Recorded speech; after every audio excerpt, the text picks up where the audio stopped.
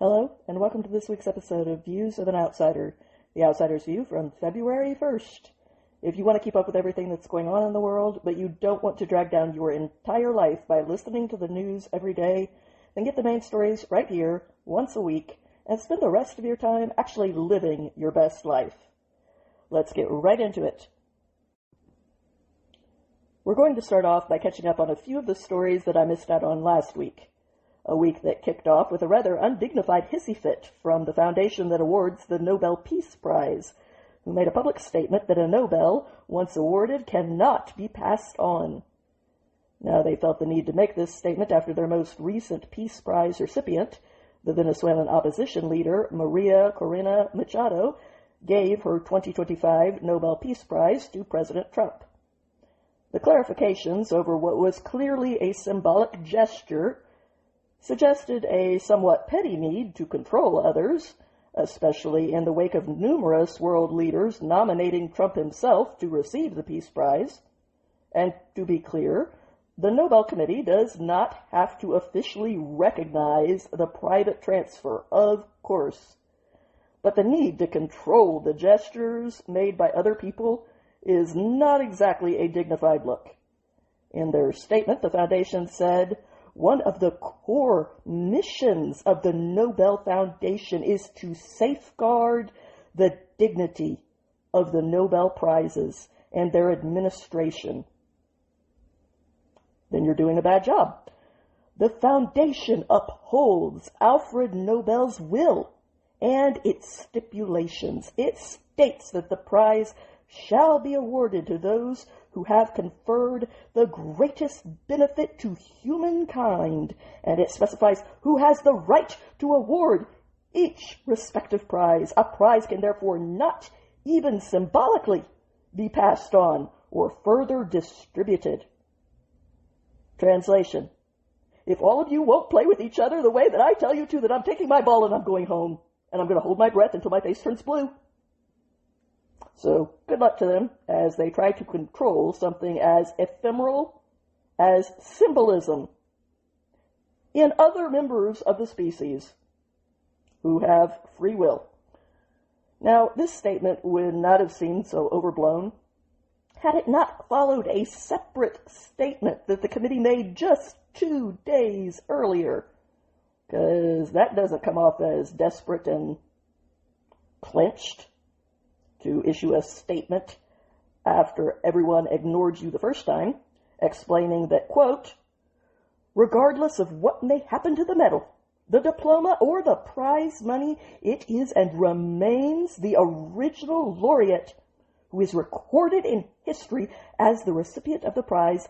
Even if the medal or diploma later comes into someone else's possession, this does not alter who was awarded the Nobel Peace Prize. A laureate cannot share the prize with others, nor transfer it once it has been announced. A Nobel Peace Prize can also never be revoked. The decision is final, and it applies for all time." As I pointed out, no one is saying that they have to officially recognize this. As hard as it is for people like this to understand, some of us do not feel the need to control others.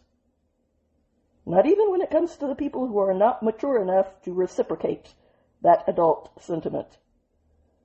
But one bout of humiliating themselves before the entire world was not enough, so the Nobel Foundation repeated their clarifications about their control over the symbolism of transferring the Nobel, after their first warning did not succeed in controlling the actions of Ms. Machado, who still gave Trump her prize while meeting with him at the White House, quote, "as a recognition of his unique commitment with our freedom," after the United States used military force to arrest and extradite the former dictator of Venezuela, Nicolas Maduro.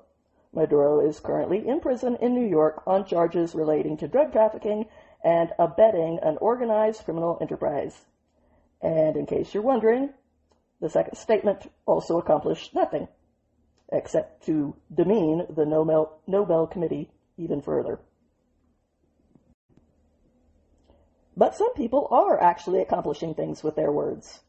In her new book, Les Nouveaux Antisemites, The New Antisemites, the French journalist Nora Bousseni provided the world with a chilling account of her year-long undercover investigation into France's far-left activist circles. Miss Bousseni, who is not Jewish, but rather of Franco-Moroccan descent, infiltrated various organizations to document how traditional antisemitism has metastasized into a virulent form of anti-Zionism that now serves as a unifying force for otherwise fragmented radical groups. She noted, quote, "My concern keeps growing in the face of a future marked by the hunt for Jews." She added to the Times of Israel, "I saw with my own eyes to what degree Islamists, far-left so-called progressive militants, and feminists, LGBT, and ecological activists are closely linked in their shared hatred of Jews and Israel."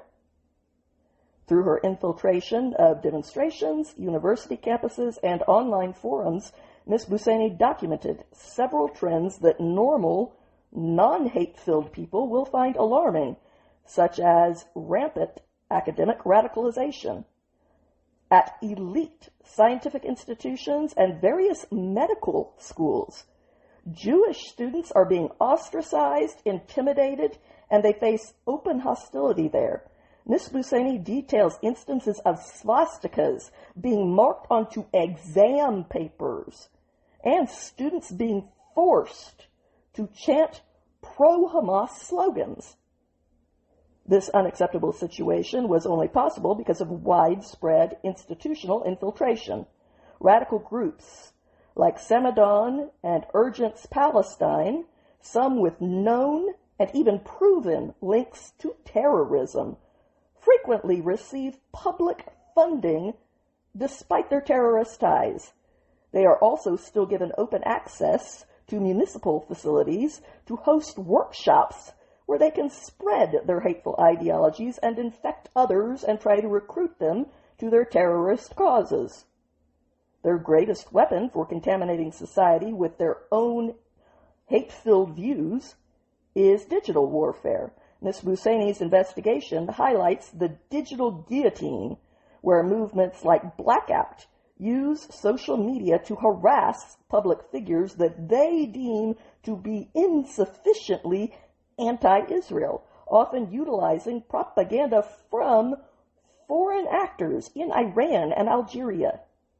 These scattered activists use coded language to express their rabid hatred, referring to Israel as the Zionist entity, or Israel, and they refer to the Israeli Defense Force as a genocidal army.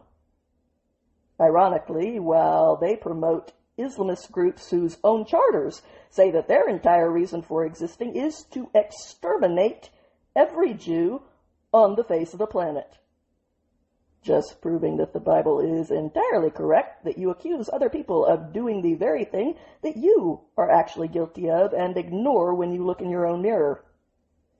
Ms. Bousseni's identity as a non-Jewish woman of Arab descent has made her a prime target for the vitriol of these radicals as well.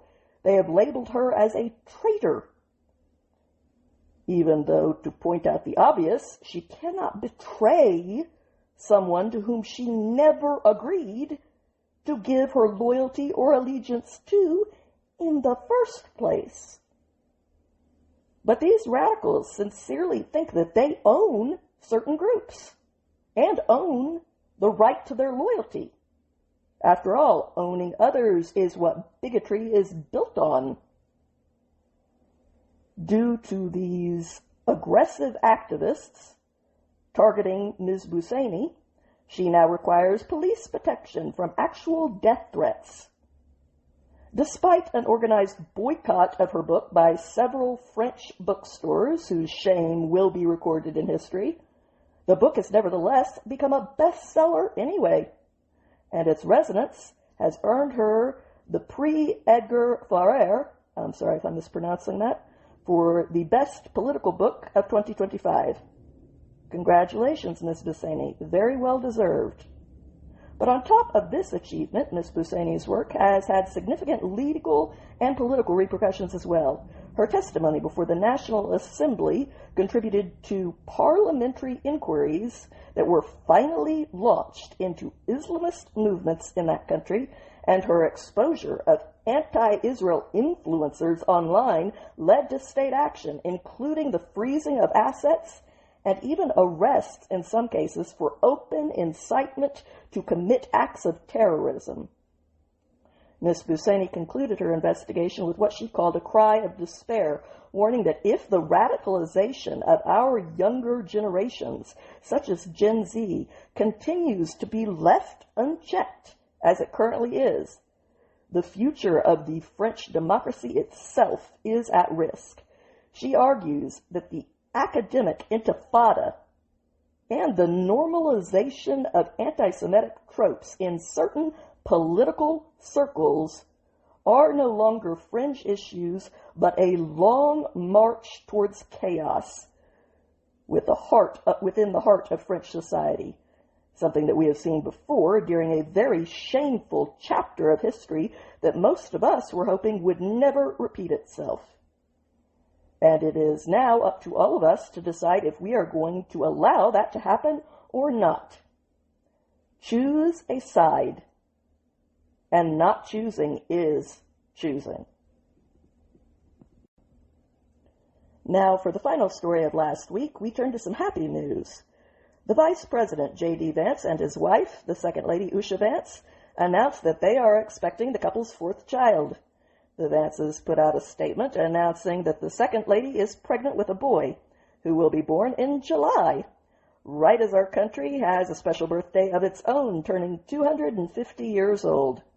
Our country's newest Yankee Doodle boy will join his three older siblings, Ewan, Vivek, and Mirabelle, as part of our country's second family. The announcement that was posted to Usha Vance's social media pages read, "We're very excited to share the news that Usha is pregnant with our fourth child, a boy.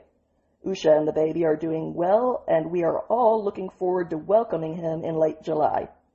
During this exciting and hectic time, we are particularly grateful for the military doctors who take excellent care of our family and for the staff members who do so much to ensure that we can serve the country while enjoying a wonderful life with our children." With the birth of their new son, the young second couple will have joined a very small club of presidents and vice presidents that have had a child while they were in office. The Vances received congratulations from all across the administration after their announcement of new life. The official White House X account posted this: "The most pro-family administration in history. Congratulations."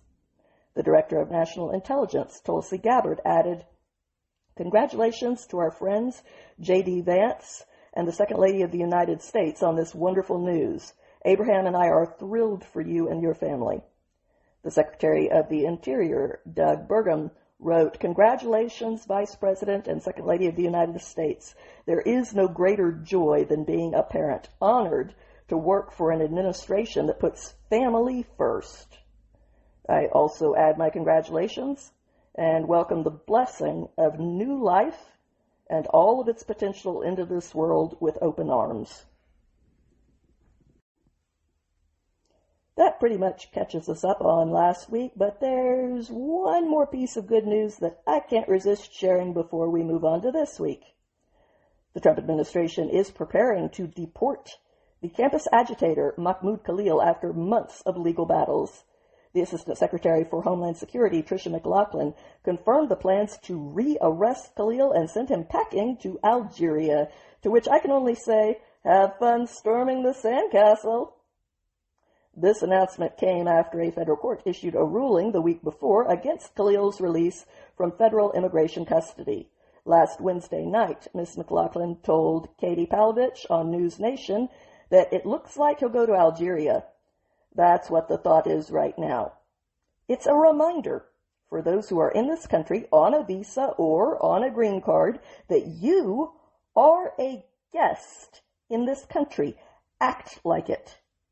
It is a privilege, not a right, to be in this country, to live or to study.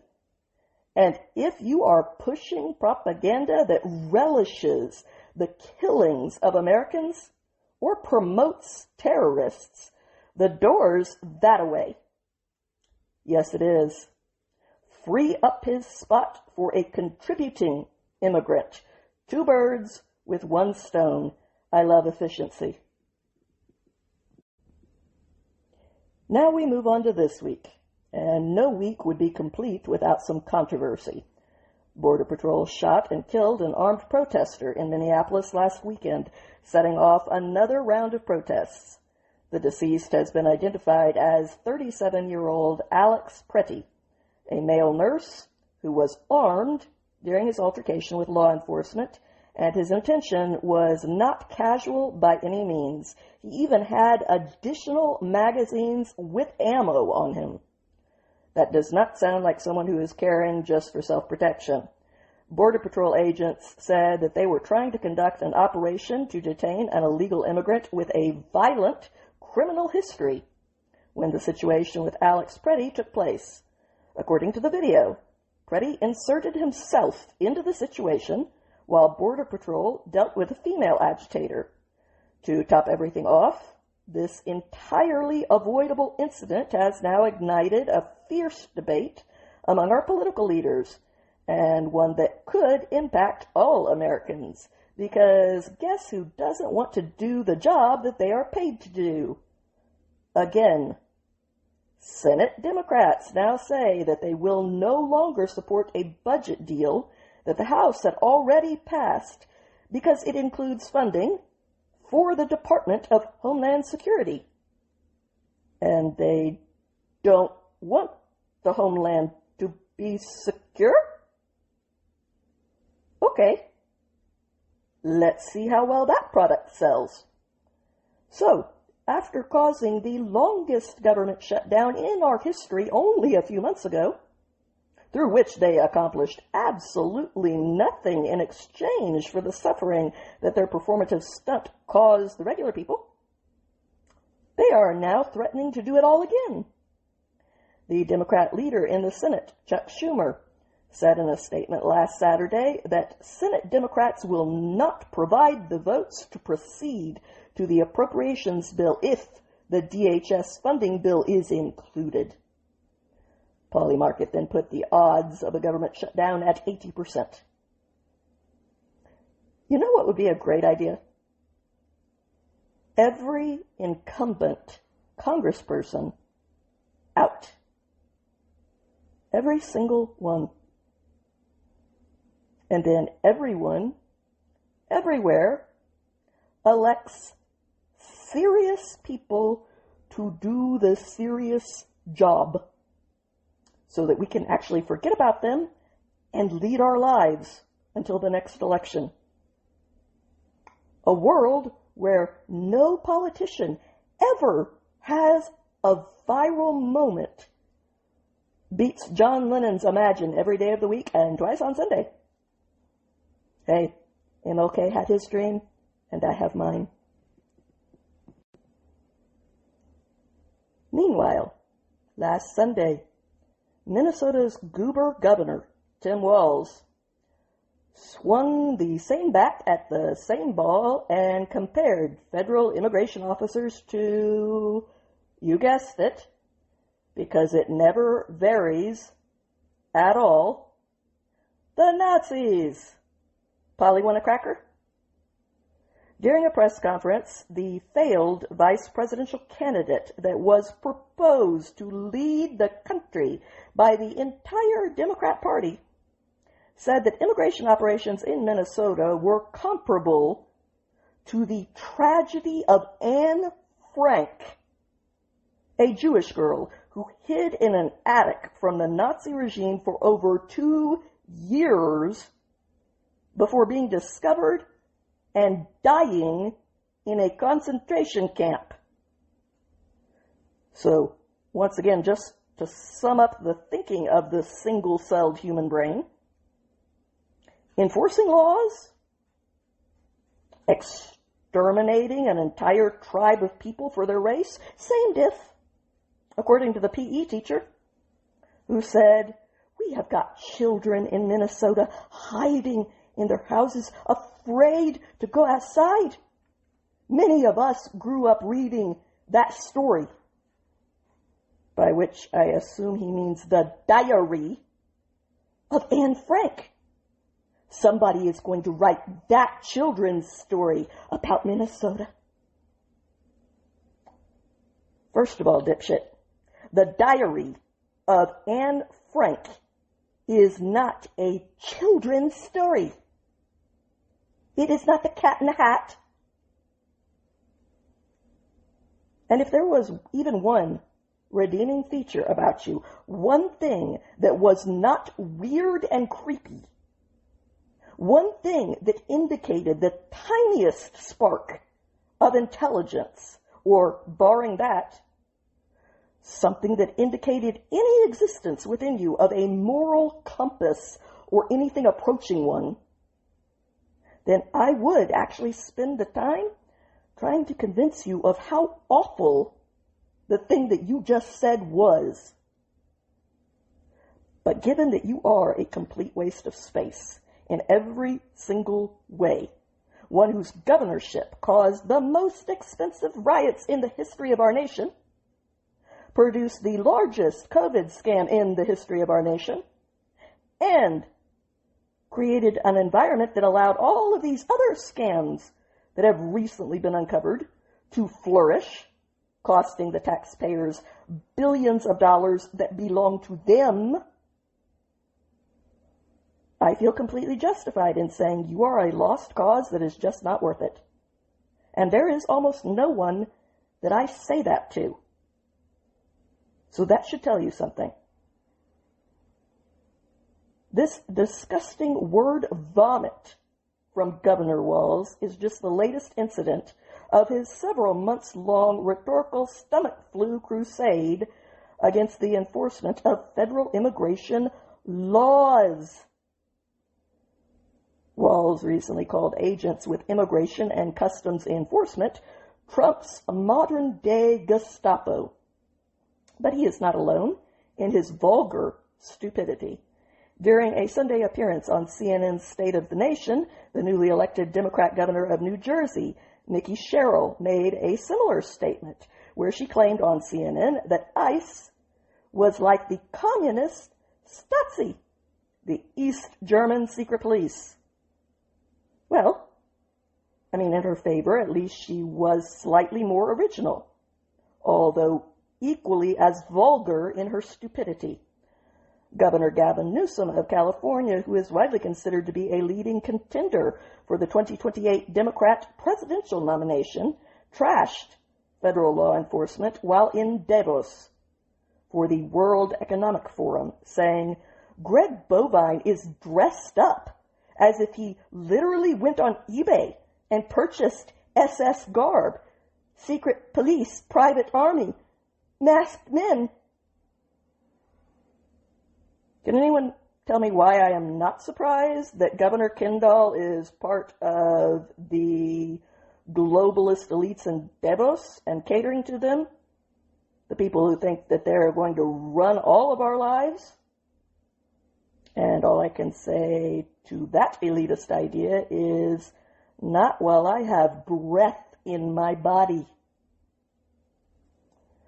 So, to circle back around to the lowest IQ to ever be elected for anything, as the Deputy Attorney General Todd Blanche posted earlier this month, Minnesota insurrection is a direct result of a failed governor and a terrible mayor encouraging violence against law enforcement. It's disgusting.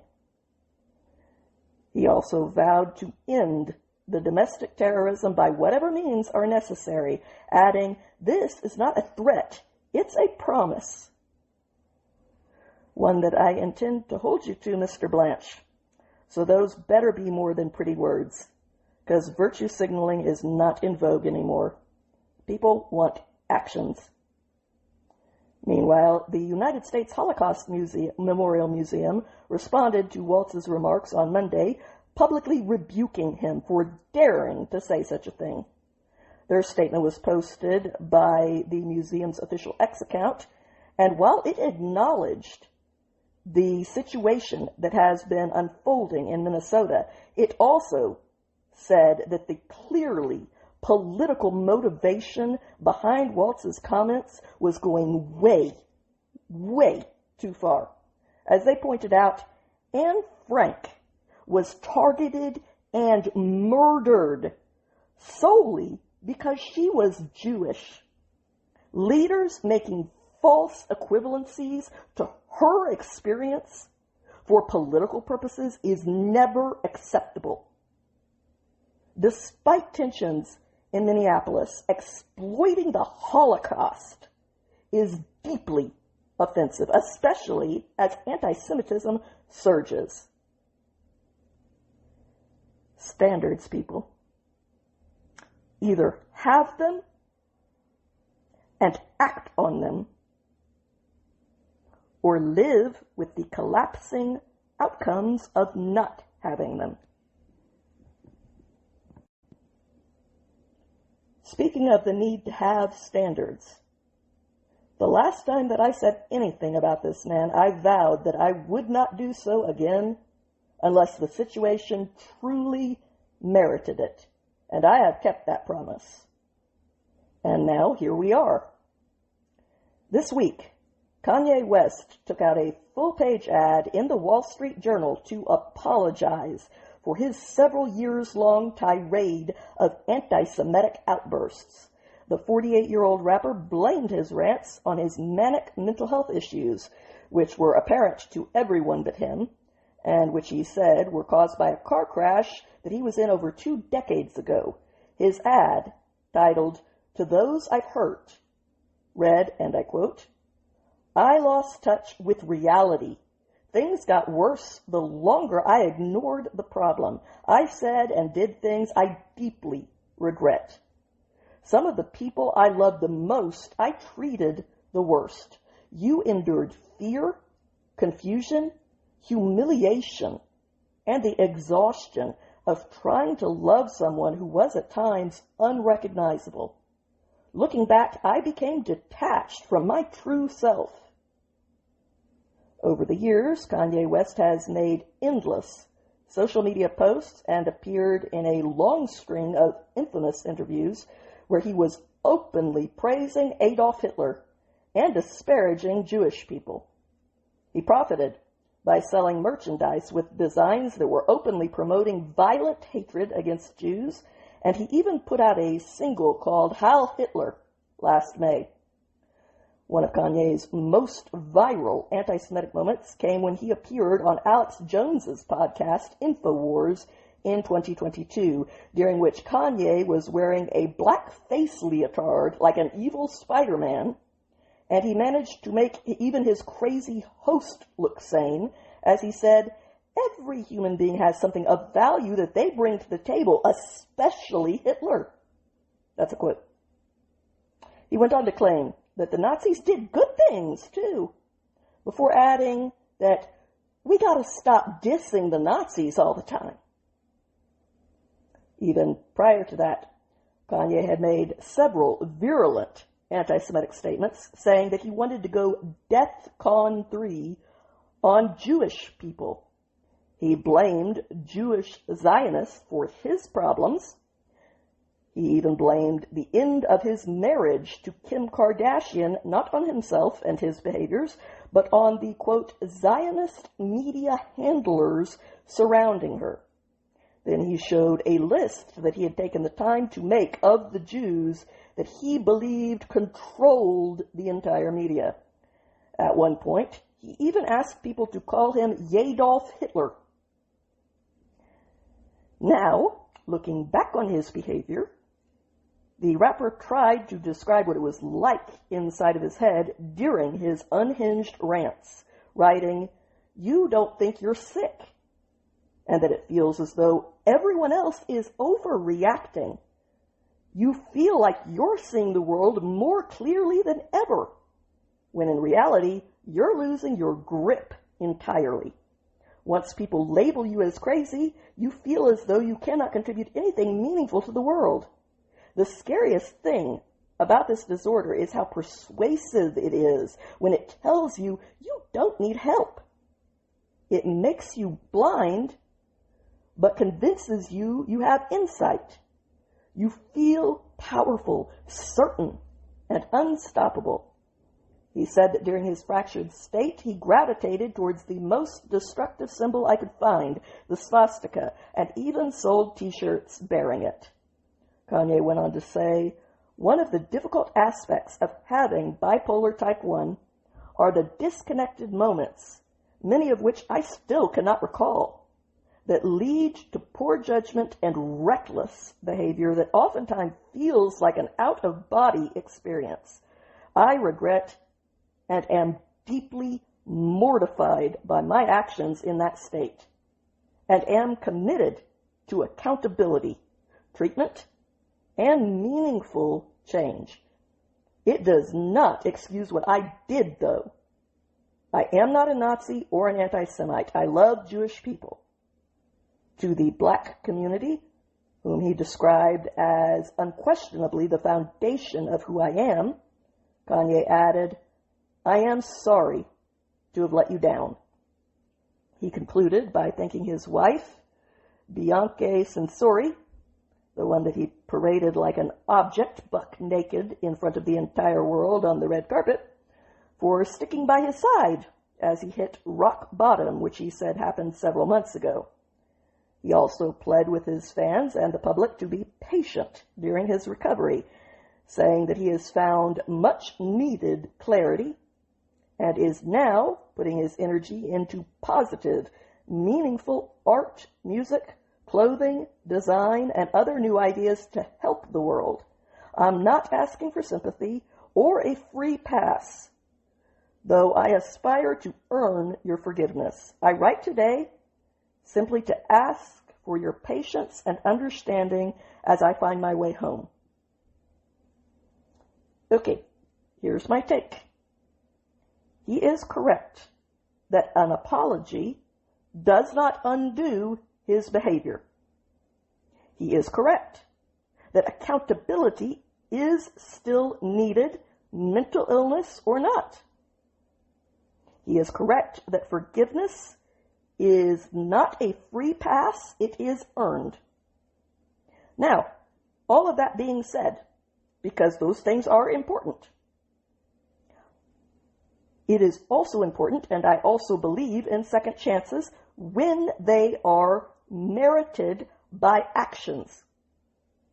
Mental illness is something that has to be factored in, even though it does not in any way excuse him for what he did. But he has taken a step towards accountability. And he himself acknowledged everything that I am saying right now. Now, does that mean that all is forgotten? No. That is not merited at this point. It means that the chance for him to earn a higher opinion from me is on the table and completely conditional on his behavior going forward and whether he takes responsibility in the long term for staying on his meds and keeping his mental illness under control. Second chances are not a blank check. They have to be earned. They are conditional. But they should be available to people that are stepping up despite the awful things that they have done in the past. So where does that leave me? I continue to condemn everything that he said and did during his manic outbursts. I condemn those things just as strongly right now as I did then. This does not change that. I do have understanding that mental illness is not something that you choose. But I also understand that refusing to listen to the people around you who love you when they tell you to get treatment, that is a choice. And that is where the accountability comes in. I am very happy that Kanye has chosen to take accountability at this point. That does not undo the past, but it has the potential to change the future. So my position on his past remains the same. My position on his present will be based on what happens in the future. The track record that he creates going forward will determine what happens next, not a single act. Until then, I condemn his past and remain neutral and open about the possibilities of his new present until some evidence is in. But I will give him credit for this act. The first piece of evidence being that he voluntarily chose to step up and address this without making excuses and while taking accountability instead of hiding like a coward and saying it's not my fault and just hoping everybody forgets. I will absolutely give him credit for taking a solid first step. I will put that evidence in the bank and see what comes next. And I'm very much on his side in wishing him success in continuing on this path. However, some people have yet to take accountability or to be held accountable. And I judge them solely on their track record of blood and rape. On Monday, the body of the final hostage that was being held by Hamas was returned to Israel. The body of Ran Gavali, a 24-year-old Special Forces police officer who was killed in action on October 7th, 2023, was finally returned to Israel after 842 days of Hamas holding his corpse hostage, ending a very long effort to force the terrorists to hand over all hostages. Mr. Gavali was recovering from a serious shoulder injury on October 7th, 2023, but he voluntarily left the hospital, which is where he was, put on his uniform, and headed south to join the fight against Hamas in an effort to save civilian lives. He was the very definition of a true hero, who reportedly helped survivors of the Nova Music Festival before going on to join the fight at Kibbutz Alumin. At 10:50 in the morning, he sent text messages out saying that he had been wounded in the leg. That was the final time that his loved ones ever heard from him. Mr. Gavali was killed, fighting off the Hamas terrorists and Gazan civilians who crossed into Israel, massacring, raping, and kidnapping more than 1,000 people near the Gaza border. Now, almost 900 days later, he has come home to the country and to the people that he gave his very young life to defend. In the Knesset, Israel's Prime Minister Benjamin Netanyahu said, "We have returned Ran Gavali of blessed memory, a hero of Israel. There are no more hostages in Gaza." He added that the yellow ribbon pin worn by people all around the world to draw attention to the missing hostages can now finally be removed. Quoting the Bible as he pointed out, "For the sons have returned to their borders, and the daughters have returned to their borders." In total, 255 hostages from the Gaza Strip were rescued and brought back home. 168 of them were alive at that point, and 87 were dead. 12 Americans were kidnapped on October 7th, and only 8 of them returned to us alive. The Israeli Defense Forces Southern Command has been searching for Mr. Gavali's body ever since October, and they finally completed Operation Courageous Heart to return his remains to his family after his body was found in a cemetery near Gaza City. Mr. Gavali's parents have fought tirelessly to keep their son's name in the news after the remaining living hostages returned home in October. Mr. Gavali's return marks the first time since 2014 that no Israelis are being held hostage in Gaza. Many of the hostages who have returned alive have testified that they were held for long periods in dark tunnels and were subjected to torture, severe starvation, which the state of their bodies verified, and this all despite Hamas's stolen stockpile of food. These hostages had also endured both physical and sexual assault. And all of that is now finally at an end, at least for now. And for those of us who have been around long enough to be tired of the reruns in this situation, it is time to silence the young people who have not been around long enough to know better and the older people who keep throwing out the same old ideas and embrace some new ones, like breaking the Palestinian people up. By allowing them to stay together, this self-contained clan continues to breed endless generations who have been taught from the cradle to kill. No country in the Middle East, all except for Israel, being countries made up of their Arab relatives, wants them.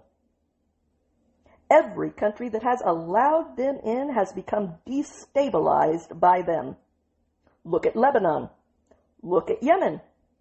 Jordan is a country that was created for Palestinians. You talk about a Palestinian state, that's what Jordan is. And it's still 70% Palestinian, and it is constantly on the verge of revolution because of it. Egypt refuses to take them. Their wall makes Israel's look like a joke. Going back hundreds of years, travelers to this region noted consistently that the local Arabs, who would later be called Palestinians, were incredibly violent when compared with other Arabs, to the point of neglecting their land and their own future in favor of this violence. This pattern has been allowed to continue because they have been allowed to stay together, where they have continued to foster this primitive clannishness. And the blood will continue to flow as long as this bad strategy is allowed to continue. How many hundreds of years do we have to keep trying the same experiment before we recognize the result? They need to be broken up and scattered within other Arab societies. No more than a couple of Palestinian families within the same city, and not in the same neighborhoods. They need to be forced to integrate with other Arab societies, the same societies from which they immigrated, in their schools, in their markets, etc., and not be allowed to dwell in self-contained pockets of terrorism. That is how you end 6th century clans of killers. Or we can always choose to let the blood keep flowing if that seems more virtuous to you. Speaking of the Middle East, President Trump dispatched a fleet of warships to Iran at the start of this week as the death toll in that country continues to climb amid the anti-regime protests there. The armada that Trump announced had arrived in the Middle East on Sunday is the USS Abraham Lincoln Carrier Strike Group, which was last stationed in the South China Sea. The strike group includes the Lincoln aircraft carrier as well as 3 guided missile destroyers. The Lincoln itself is carrying 5 fighter squadrons and more cargo jets. Aerial refueling tankers have also been deployed to the region. Military hardware in general has surged into the area as questions swirl over what Trump's response will be to Tehran's decision to violate his red line via the mass slaughter of protesters. Various estimates have put the current death toll anywhere from a few thousand people to tens of thousands. Back home, by the start of this week, Winter Storm Fern was already responsible for at least 17 deaths, with fatalities being reported in 9 different states, As of Monday, officials in Pennsylvania, Tennessee, and Louisiana had each reported 3 deaths. Mississippi and Texas had reported 2 deaths each, including a 16-year-old girl in Fresno, Texas, while another teenager that was involved in that same accident was left in critical condition. Kansas, Massachusetts, Ohio, and Arkansas had reported 1 death each. And New York was investigating several deaths as being potentially weather-related. The last of the snow itself had fallen on the northeast by this point, but the bitter cold temperatures were not going anywhere. More than a dozen low-temperature records were broken Monday morning. Some of the cities that dropped to their lowest temperatures included New Orleans, which hit 27 degrees. San Antonio and Austin sat at 19 degrees. Tulsa, Oklahoma was at a frigid 0 degrees, and Springfield, Missouri hit a record negative 11 degrees.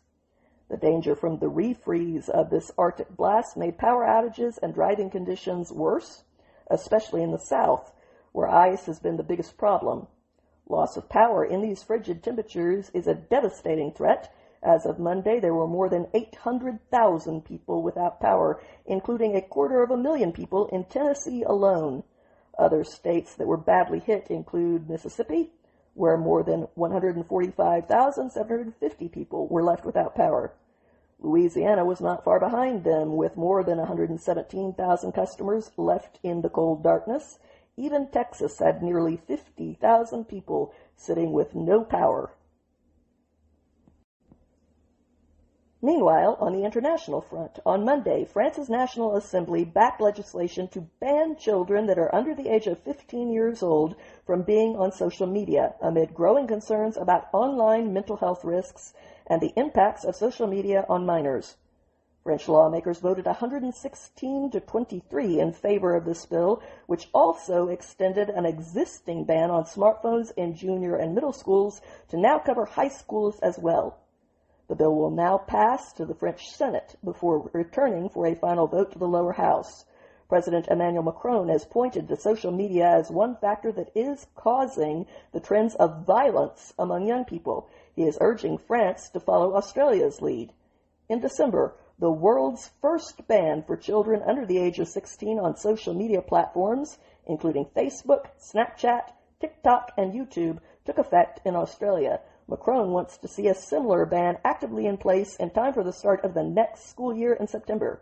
The centrist lawmaker, Lori Miller, presented this bill, telling the chamber, "With this law, we are setting a clear boundary in society and saying social media is not harmless. Our children are reading less, sleeping less, and comparing themselves to one another more. This is a battle for free minds." Other countries are looking into similar moves as well. Australia's social media ban is being studied in multiple nations, including Britain, Denmark, Spain, and Greece. In France, there seems to be broad public support across political groups for curbing minors' access to social media. Should the French ban pass, it would require platforms to block access to young teenagers through the use of age verification mechanisms in compliance with EU law. Enforcing these bans would be the difficult part.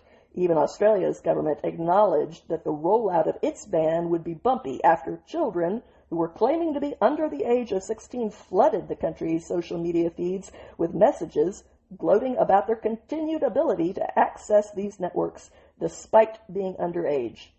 While a 2024 Harris Interactive study showed that 73% of the public supports a ban on social media access for those under the age of 15, teenagers on the streets of Paris were split in their views.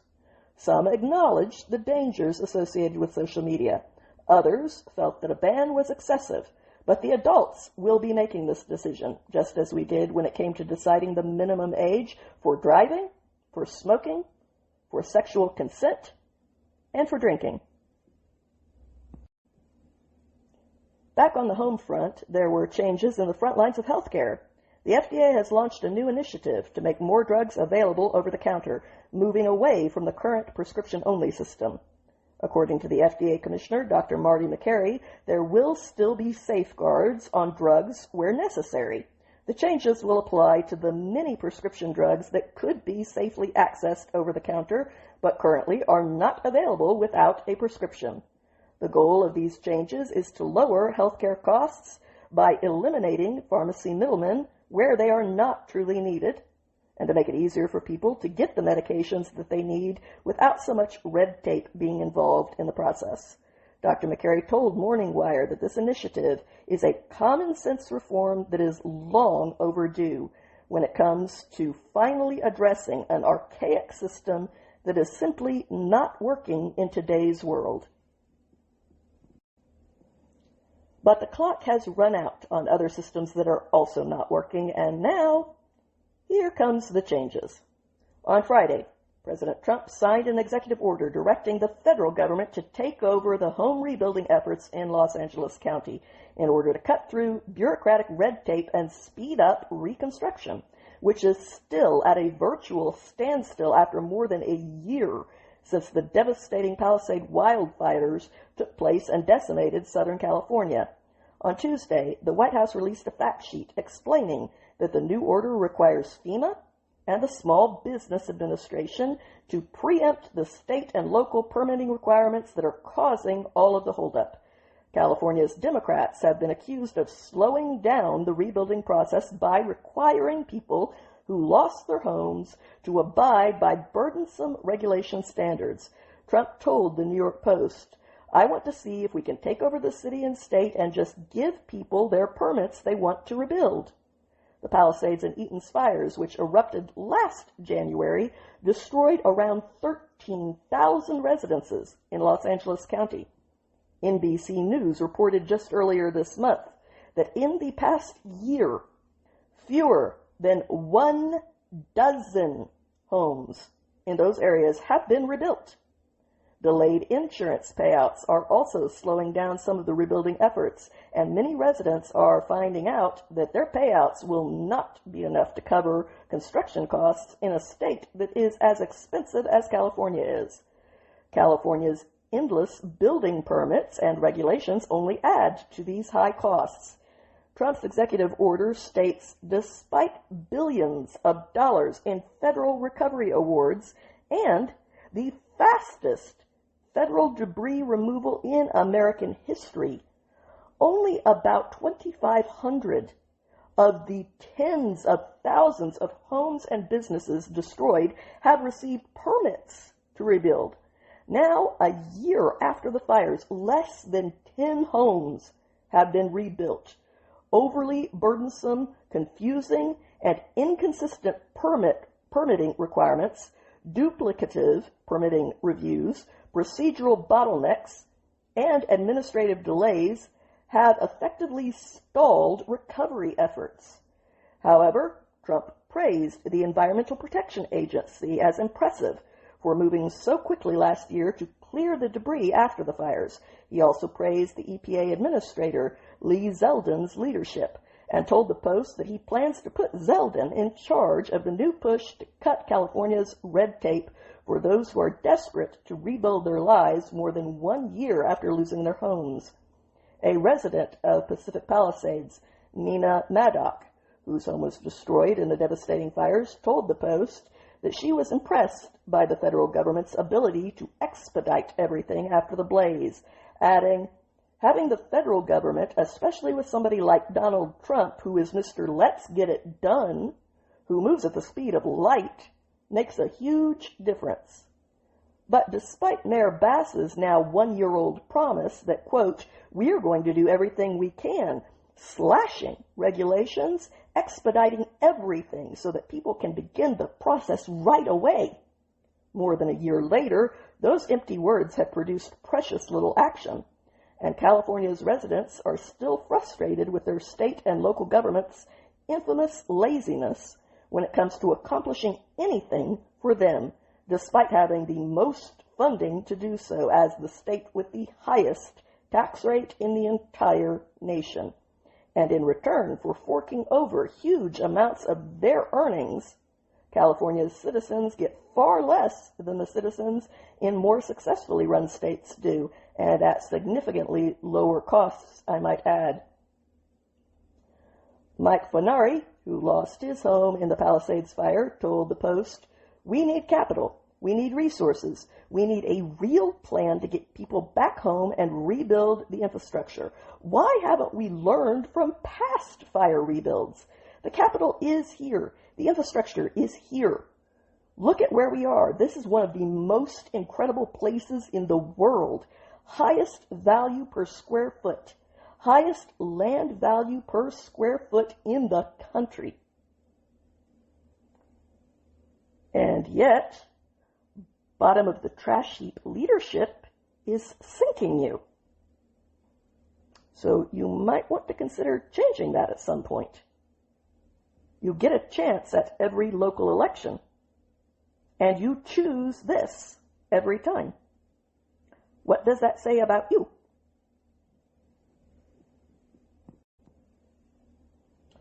Other people are facing the consequences of their choices, as we all do. That is part of freedom. You are free to make your own choices.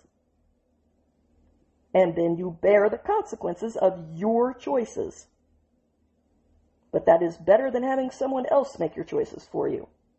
As of Tuesday, 789 cases of measles have been reported in South Carolina. So far, 18 people, including children, have been hospitalized for complications from the disease. Thankfully, no deaths have been reported so far. At the height of the Texas outbreak last summer, 762 cases were reported, so this new outbreak in South Carolina has already surpassed the previous one. The Texas outbreak, which was linked to the deaths of 2 school-age children, officially ended back in August. Now, the Department of Health and Human Services has sent $1.4 million in requested aid to South Carolina to assist in their response. The CDC is also working closely with state health officials. The vast majority of the people that have been infected in South Carolina, an estimated 88% of them, are not vaccinated against measles. In Texas, too, the vast majority, 94% of the people who were infected, were unvaccinated, or at the very least, they had no documented measles vaccine. The surge in measles cases across numerous states has sparked an outcry from some advocacy groups who are entirely illogically blaming HHS and its leader, Secretary Kennedy, for people who made the choice to not get vaccinated years and years and years ago. It also should be noted that even under RFK Jr., the CDC, which he controls, still does recommend that children should receive the measles vaccine as part of the routine childhood immunization schedule. That immunization typically comes in the form of the MMR shot, which protects against measles, mumps, and rubella, hence its name. So the facts are simply not on the side of all of the outrage. Second-hand ignorance is. The HHS press secretary, Emily Hillard, said in a statement that under Secretary Kennedy, CDC surged resources, and multiple states declared measles outbreaks over in 2025.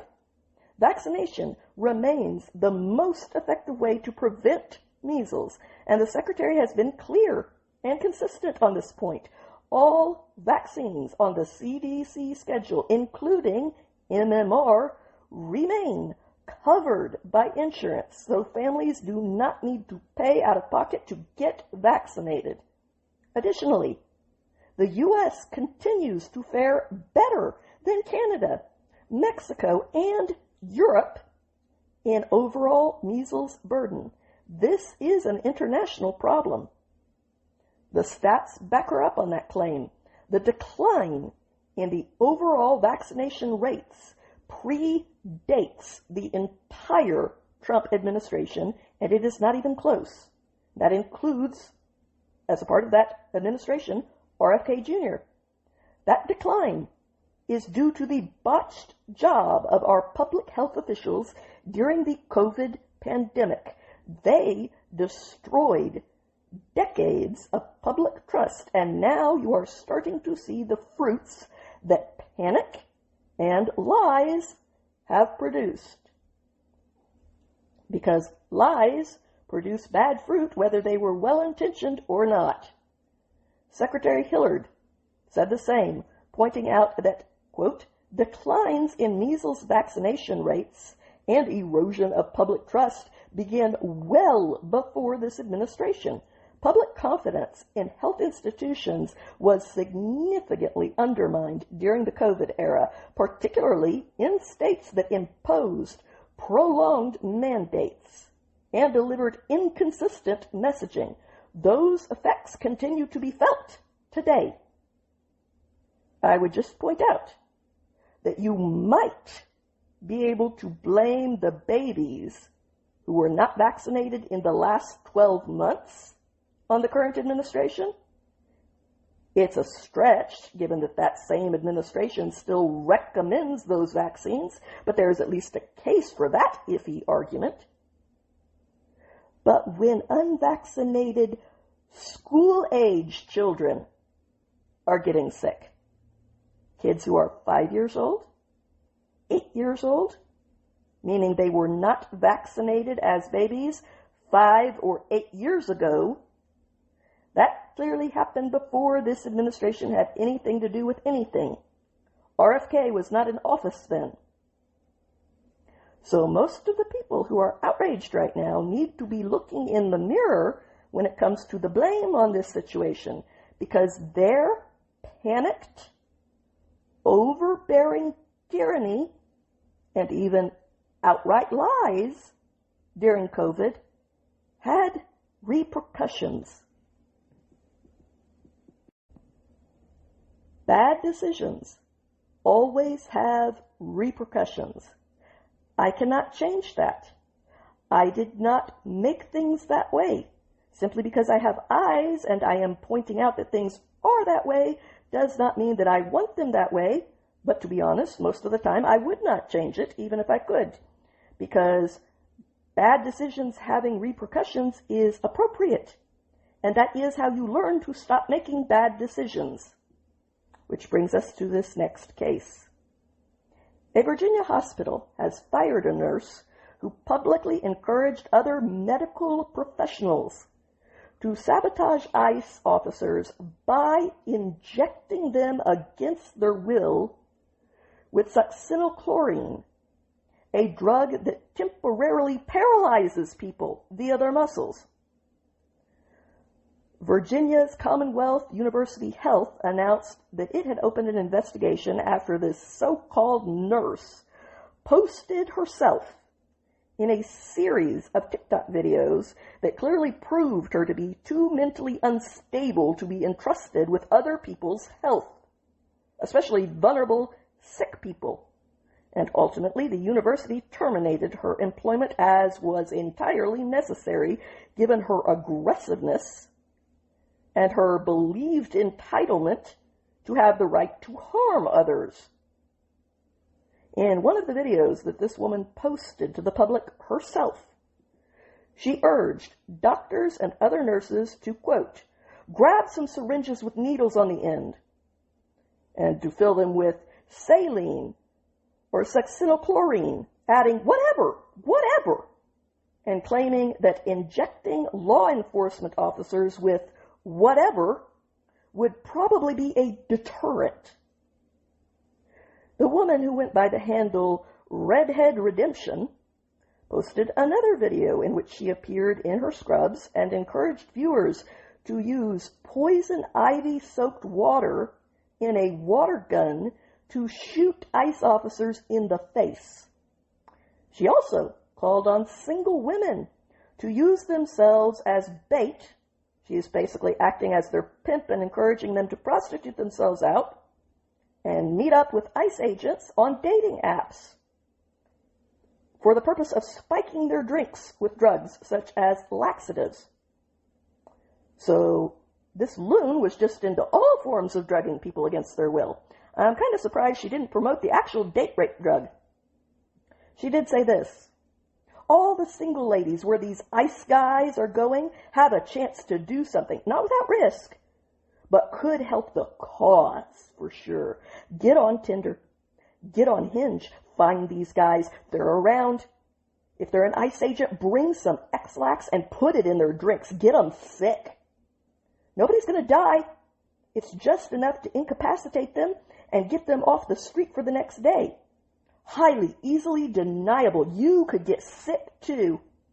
Won't eat there again. I'm just saying, let's get them where they eat. Somebody's not going to be supporting these guys. Where's the hotel where they eat? Who makes their breakfast? Let's find them. Let's make their lives effing miserable. She sounds lovely. In addition to encouraging people to drug others without knowing what medications they may be on that might be contraindicated, or what their allergies may be. And aside from the whole basic morality issue of you do not have the right to inflict harm or to mess with the health of other living human beings just because you don't like them. Ms. Nutty Nurse also encouraged hotel staff to hide dead fish in ICE officers' rooms. On Tuesday, the hospital that used to employ this nut job released a statement saying, following an investigation, the individual involved in the social media videos is no longer employed by VCU Health. In addition, VCU Health has fulfilled its reporting requirements under Virginia state law, meaning they've turned it over to the police. And I can only say that if this is the quality of people that are on Tinder, lunatics who think that they have the right to control other people by drugging them, then I am very glad to be missing out on the fish in that sea, or cesspool, or whatever toxic dump it is. Meanwhile, ICE agents are facing an 8,000% increase in death threats and a more than 1,300% surge in actual assaults. But the most unfortunate part about these types of situations is that crazy is clearly contagious.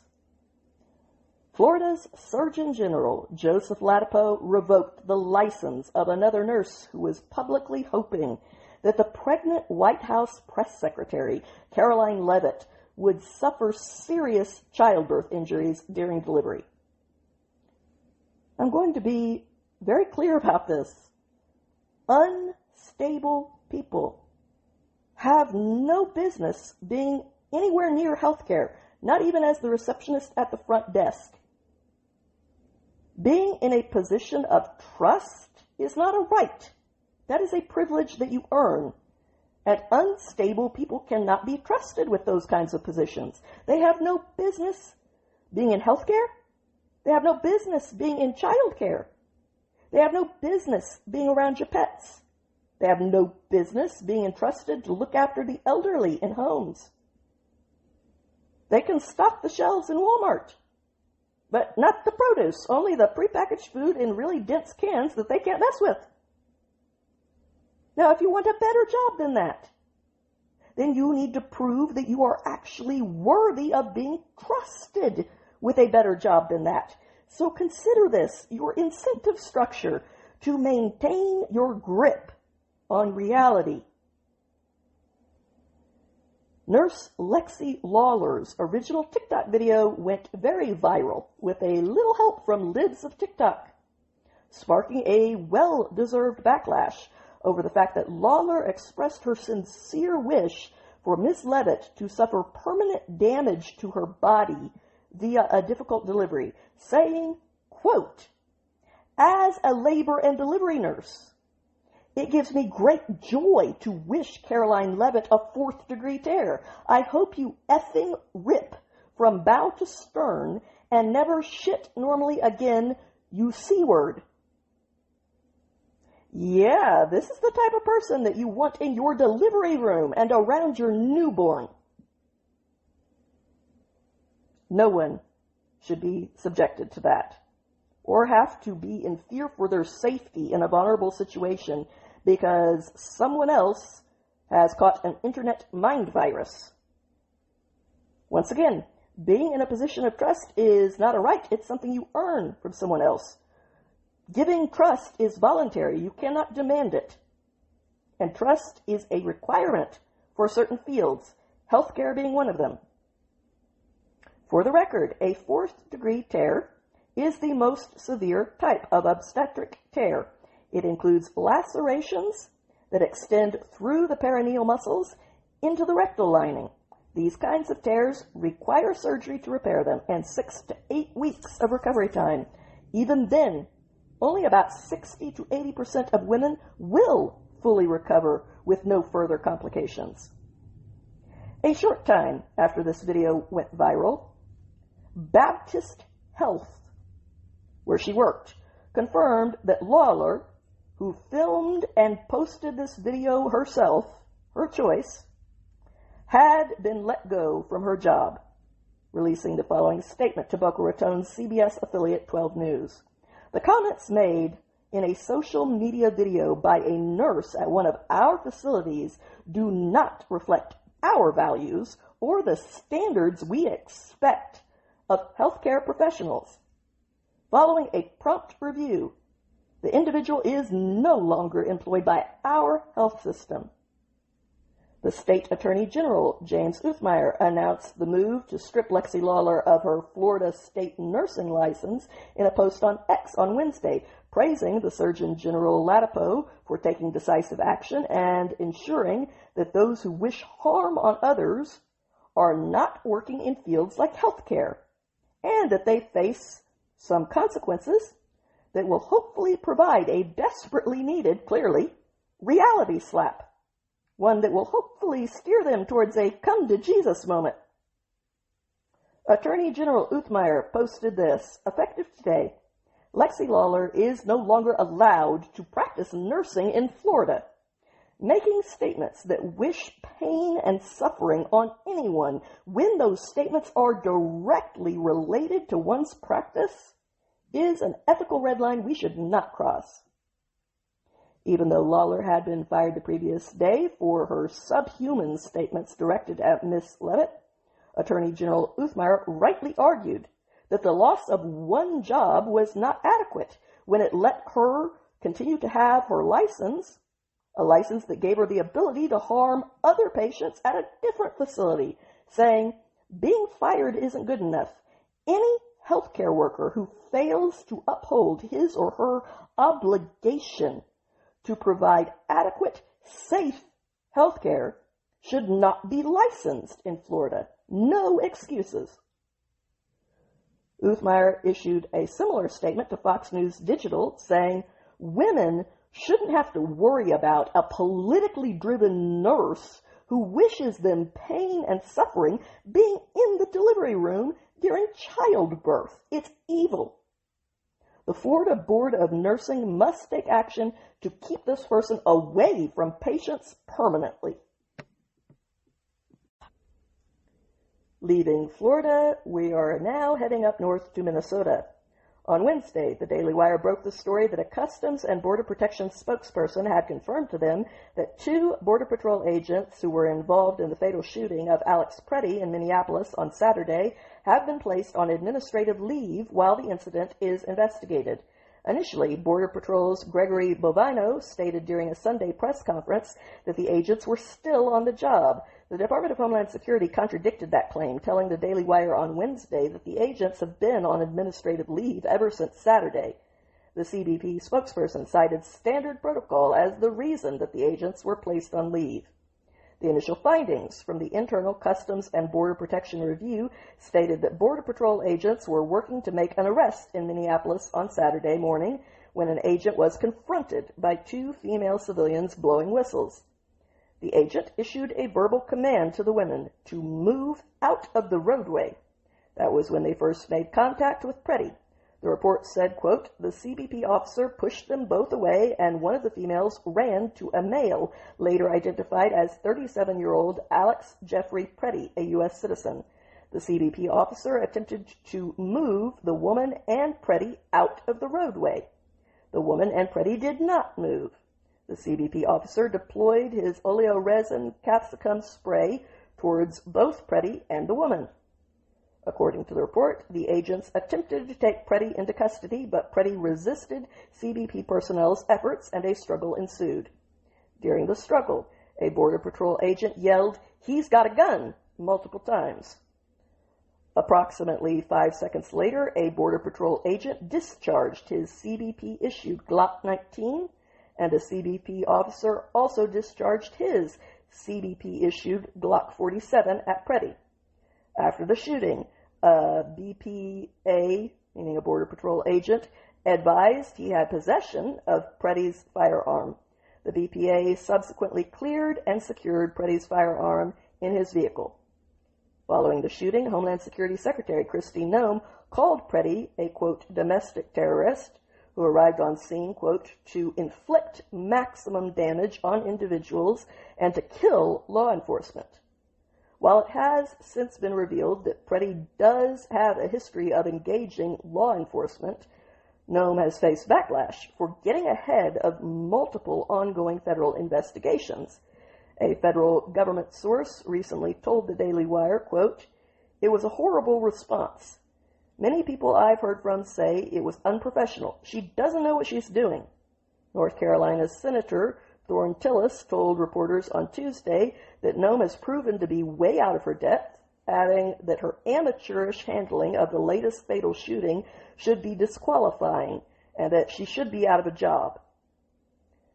Now, I agree that Noem's optics are amateurish, and we cannot afford even that right now.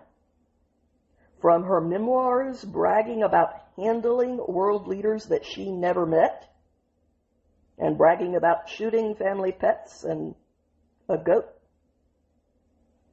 Even if she is right about the things that she says, she comes off as wrong, and optics matter if you don't want the pendulum to swing back to the left. That's my opinion.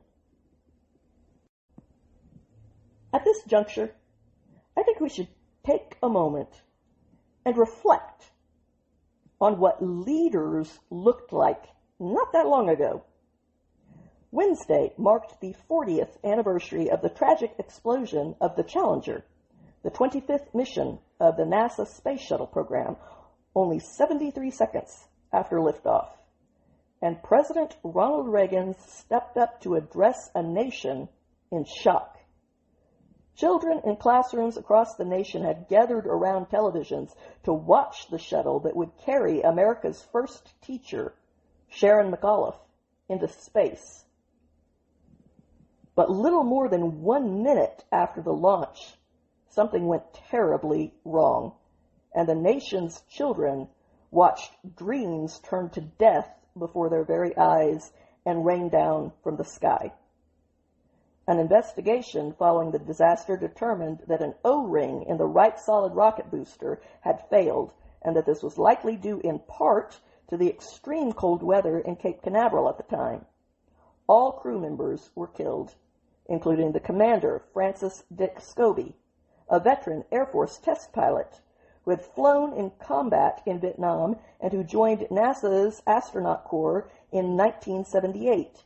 He even piloted the fifth orbital flight of the Challenger spacecraft after a successful launch in April of 1984. Also lost that day was the mission pilot, Michael Smith, an instructor at the Navy's Advanced Jet Training Command before he went on to fly A-6 intruders from the deck of the USS Kitty Hawk in Southeast Asia. He was selected for NASA in 1980, and the 1986 mission was going to be his first. Mission specialist Judith Resnick was the second American woman ever to orbit the Earth aboard the maiden flight of Discovery STS-41D in the fall of 1984. Mission specialist Ronald McNair was selected by NASA in 1978, and he became the second black American in space when he flew the Challenger shuttle mission in February of 1984. Mission specialist Ellison Onizuka served in the Air Force prior to being selected for NASA in 1978. He also served as a mission specialist in January of 1985 on the Discovery orbiter. Gregory Jarvis, a payload specialist with Hughes Aircraft Corps' Space and Communications Group, competed with 600 other rivals in his company, beating them all to win a spot on the unfortunately doomed shuttle. And Sharon McAuliffe was a school teacher who competed against 11,000 applicants for her spot on the Challenger crew. After being fascinated as a child by the Apollo moon landing, she wrote on her application, quote, "I watched the space age being born, and I would like to participate." After a stunned nation, expecting to see one of their own, a teacher, reach the stars, watched the Challenger explode before their very eyes instead, silent wounds needed a reassuring soul to tend to them. That evening, President Reagan addressed the nation, announcing at the beginning of his remarks that he had originally planned to deliver a very different speech. These were his immortal words that night. "Ladies and gentlemen, I planned to speak to you tonight to report on the state of the Union, but the events of earlier today have led me to change those plans. Today is a day for mourning and remembering. Nancy and I are pained to the core by the tragedy of the shuttle Challenger. We know we share this pain with all of the people of our country. This is truly a national loss." He went on to speak of the dedication and the bravery of all who worked in NASA's space program, telling the families of those who had tragically lost their lives that day that their loved ones had been true pioneers and true patriots. He went on to address others who were traumatized that day, saying, "To the children who watched the disaster unfold on live television, I know it is hard to understand, but sometimes painful things like this happen. It's all part of the process of exploration and discovery. It's part of taking a chance and expanding man's horizons. The future doesn't belong to the faint-hearted. It belongs to the brave. The Challenger crew was pulling us into the future, and we'll continue to follow them. There's a coincidence today. On this day, 390 years ago, the great explorer, Sir Francis Drake, died aboard a ship off the coast of Panama. In his lifetime, the great frontiers were the oceans. And a historian later said he lived by the sea, died on it, and was buried in it. Well, today, we can say of the Challenger crew, their dedication was, like Drake's, complete. The crew of the Space Shuttle Challenger honored us by the manner in which they lived their lives. We will never forget them, nor the last time we saw them this morning as they prepared for their journey and waved goodbye and slipped the surly bonds of earth to touch the face of God. Hopefully, taking a moment to view what a leader should be from a healthy perspective will offer a tiny dose of course correction. And on that road to course correcting, on Wednesday, 1,000 companies that were allowed to get no-bid contracts from our government were banned from the Federal Minority Contracting Program after they declined to provide records showing whether they were actually performing the work or simply keeping a cut while passing the contracts on to larger companies. This program is known as 8A, and it hands out no-bid contracts with the federal government, all because the recipient businesses are owned by supposedly disadvantaged minorities.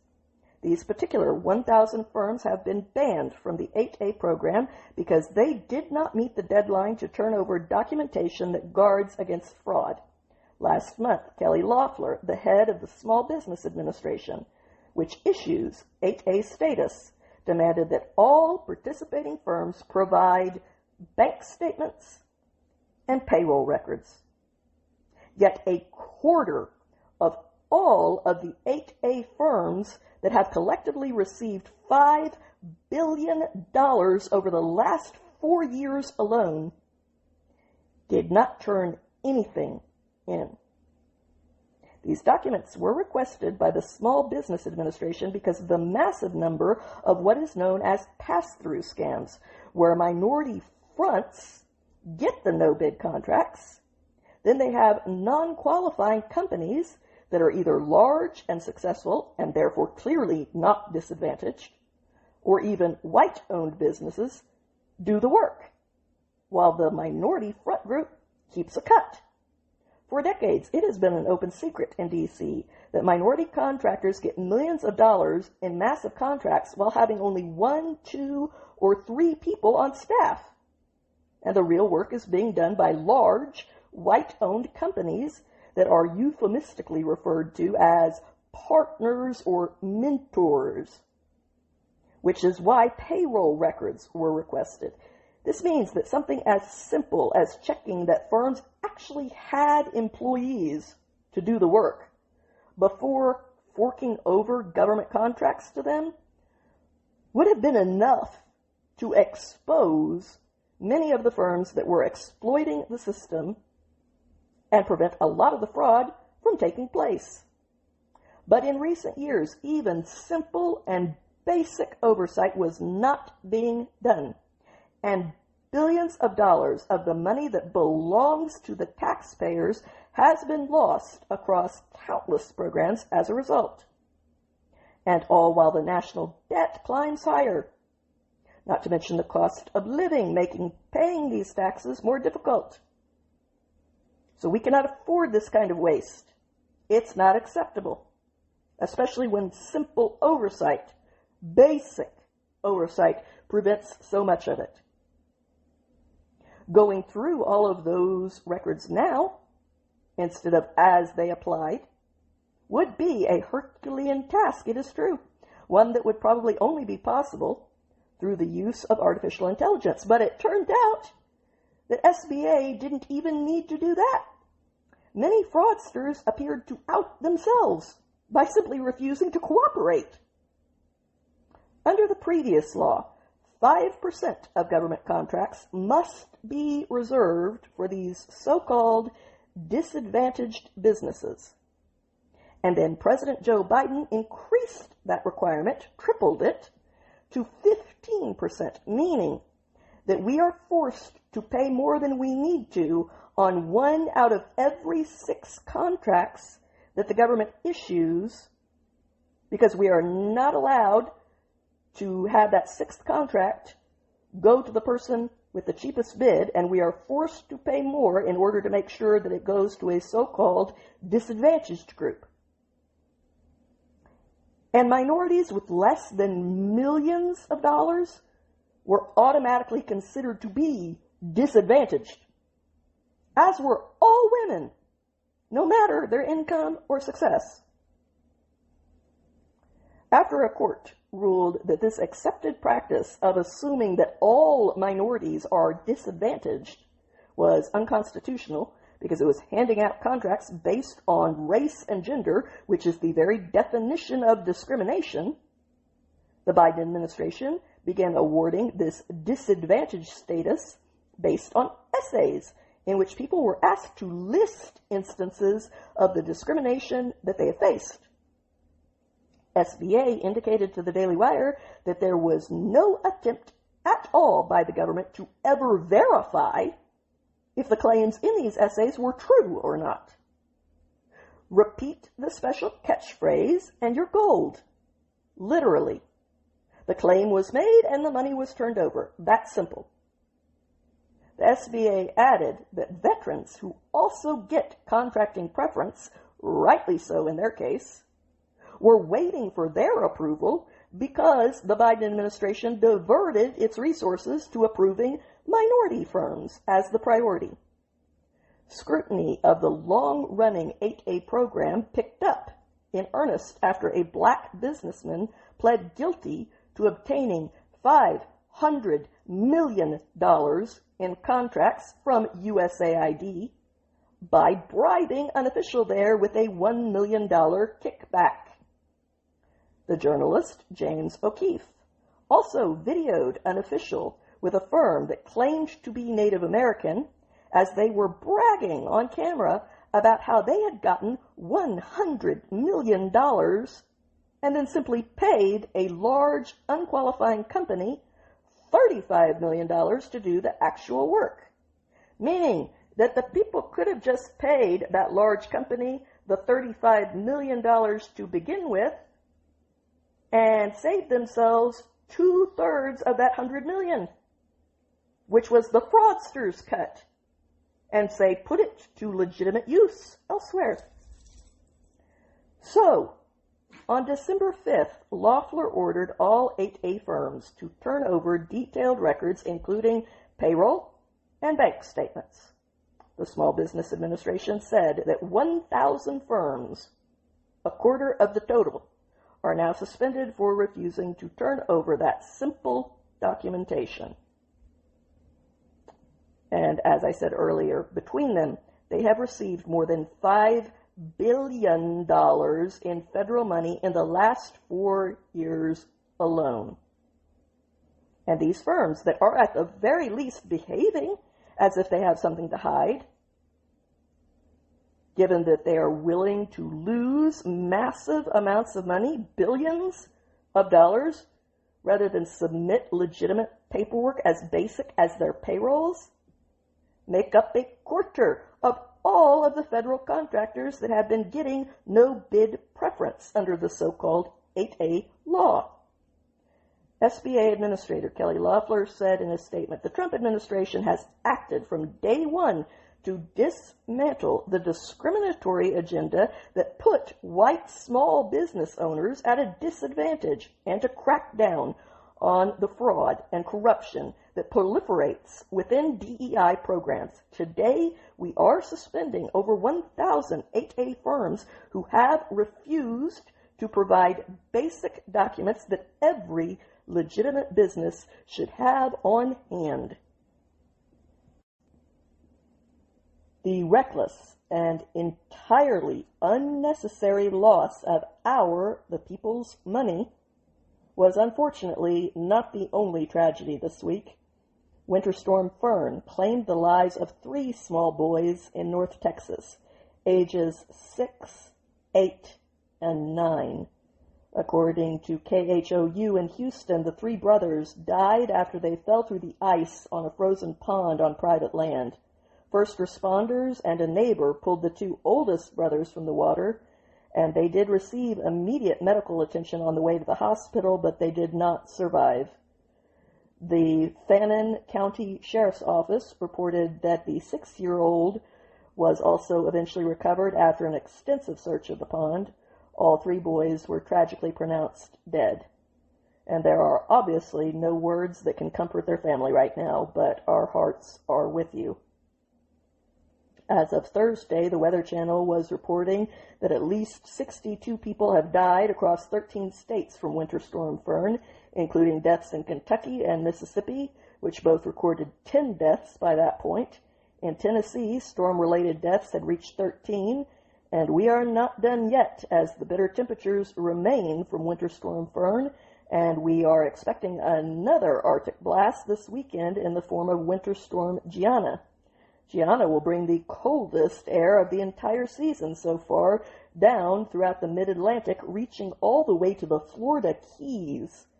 The Sunshine State could see its lowest temperatures on record, and part of the state may even see snow flurries.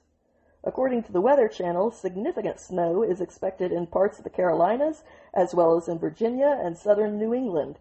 Parts of the South that have already been hit hard by the snow and ice, including Tennessee, could also see another round as well. Tennessee still has more than 103,000 people without power as of Thursday morning, according to the Power Outages website. In Nashville alone, more than 90,000 people are still in the dark a full 5 days after the ice from Winter Storm Fern took out trees. many of which had not been properly pruned, and so they predictably downed power lines. At least 1 inch of ice accumulated across northern Mississippi, northwest Alabama, northern Louisiana, and parts of Oklahoma. Other states, including Tennessee, South Carolina, Virginia, and Georgia, accumulated more than 3/4 of an inch of ice, but the highest snowfall totals from Storm Firm were recorded in Maine at 27.8 inches. And now we brace for round 2 and hope that the weathermen are exaggerating. Switching gears from the weather. On Thursday, the Justice Department charged the man who is accused of spraying Representative Ilhan Omar with a syringe containing a liquid substance that turned out to be a mixture of water and apple cider vinegar. The chaotic situation occurred on Tuesday as Omar hosted a town hall in Minneapolis, Omar's first town hall of the year. She was speaking from a podium when Anthony Kazmierczak rushed her and sprayed her with the vinegar mixture. According to the Associated Press, video shows him then yell out, "She's not resigning, you're splitting Minnesotans apart." A security guard then grabbed him and wrestled him down. Members of the audience yelled in shock. One woman who noticed Ilhan Omar had been sprayed with a then unknown liquid attempted to persuade the lawmaker to have it checked out, but she refused, saying, "We will continue. These effing assholes will not get away with this." And she later did continue with the town hall. Omar eventually blamed Trump for what had happened to her, claiming that criticizing her and even discussing the fraud in her Somali community in Minnesota, rather than ignoring everything, was the reason that she got wet. Trump turned around and accused her of setting the whole thing up herself in order to get attention. So there was lots of maturity from all of our leaders. And the public predictably followed suit by thinking that spraying someone is your right and that it will actually accomplish anything besides you going to jail. Prosecutors charged Anthony Kazmierczak with a single count alleging that he forcibly assaulted, opposed, impeded, intimidated, and interfered with Congresswoman Omar. According to NBC News, the court filing also says that Kazmierczak told an associate years ago that somebody should kill Ilhan Omar. So, let me be crystal clear. You cannot do this. And I say that as someone who could not possibly have a lower opinion of Ilhan Omar. I think that she is the single worst immigration mistake that this country has ever made. I think that when she says she represents the people of Somalia in the United States Congress, people who are not entitled to be represented in the Congress of the United States, which is a place of representation for Americans and Americans only, I think that she should face treason charges for that. When she says that she wants to live in Somalia again, I think we should oblige her and strip her of her citizenship and get her out of this country. And having said all of that and meaning every single word of it, you cannot do this. I do not care if you are on the left or the right. I do not care if you're attacking someone on the left or on the right. I am entirely consistent about this stuff. I am so consistent that it is boring. But I will take being boring over being a hypocrite. You do not have a right to assault someone else, even if it is with water. Your right to swing your fist through the air stops at someone else's nose. And every single person who violates that standard, left or right, especially in today's environment of violence, fueled by people that do not understand that their rights are not unlimited when it comes to other people, need to be made as big of an example out of as the law allows. I realize that in today's online world, your team, quote unquote, is supposed to come before everything else, and if your team does it, then you're supposed to defend it. even if it's indefensible. But I would just point out that all that does is destroy your own credibility. Because most people are not on a team. Independents are the biggest group in the country. It is very easy, if you do not like the person who is the victim, to make excuses for the attacker. But that makes you a hypocrite. And hypocrisy always gets flipped back around and weaponized on you, and rightly so. I refuse to be a hypocrite. I do not like Ilhan Omar. She is an awful and repulsive woman. One who is probably married to her brother based on her past comments. And you cannot do this to her. You have no right to do this to her. No right at all. And I know it's going to disappoint a lot of people, but I'm going to go on remaining entirely consistent when it comes to calling for people who break the law, whether they are on the right or the left, to be held accountable to the max, until the message of accountability starts to sink in through all the crazy out there. According to a criminal complaint, on Wednesday night, a man walked into the Metropolitan Detention Center in Brooklyn posing as an FBI agent in an attempt to spring the assassin, Luigi Mangione, from jail. This would be Ethan Hunt, but with no skills at all to pull that kind of a thing off, is 36-year-old Mark Anderson of Minnesota, who reportedly moved to New York City recently and was working at a pizza parlor there. He was charged on Thursday with impersonating a federal agent. Anderson is alleged to have illegally approached the jail's intake area and told the authorities at the jail that he had an order signed by a judge to free an inmate, and apparently thought it was going to be that easy. It's a jail dillweed. The problem's not getting in, it's getting out. While the criminal complaint itself does not specify who Anderson was allegedly attempting to free, law enforcement sources told ABC News and the New York Post that it was Mangione. Anderson told the officials that he had weapons in his bag, and when officials searched his bag, they realized, based on what they found, that he was referring to a pizza cutter and a barbecue fork, according to the criminal complaint, which also said when he was asked to provide the jail officials with his credentials, Anderson handed the officials his Minnesota driver's license. I cannot imagine why he didn't pull this brilliant plan off. Mangione is still being held in the Metropolitan Detention Center as his trial unfolds.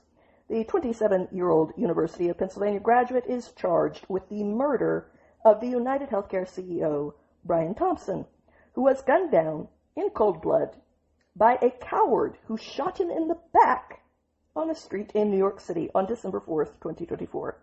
The victim, that would be Mr. Thompson, left behind a wife and 2 small children right before Christmas.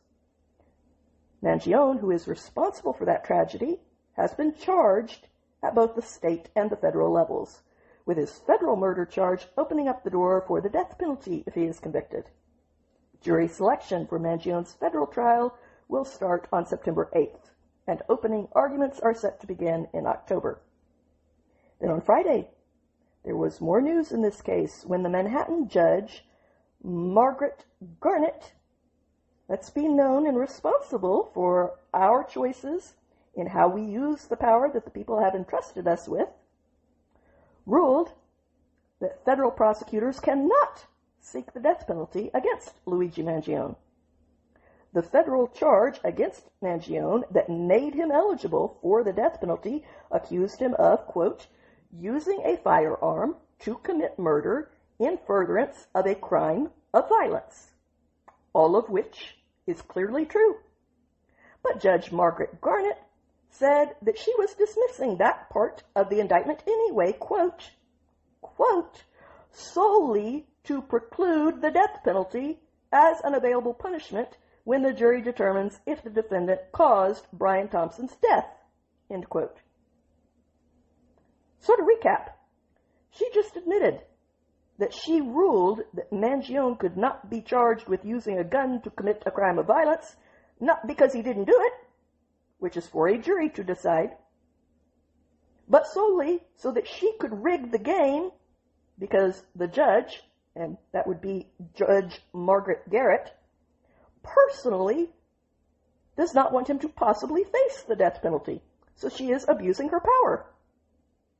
So Judge Margaret Garnett decided to agree with Mangione's defense team that stalking does not constitute a crime of violence.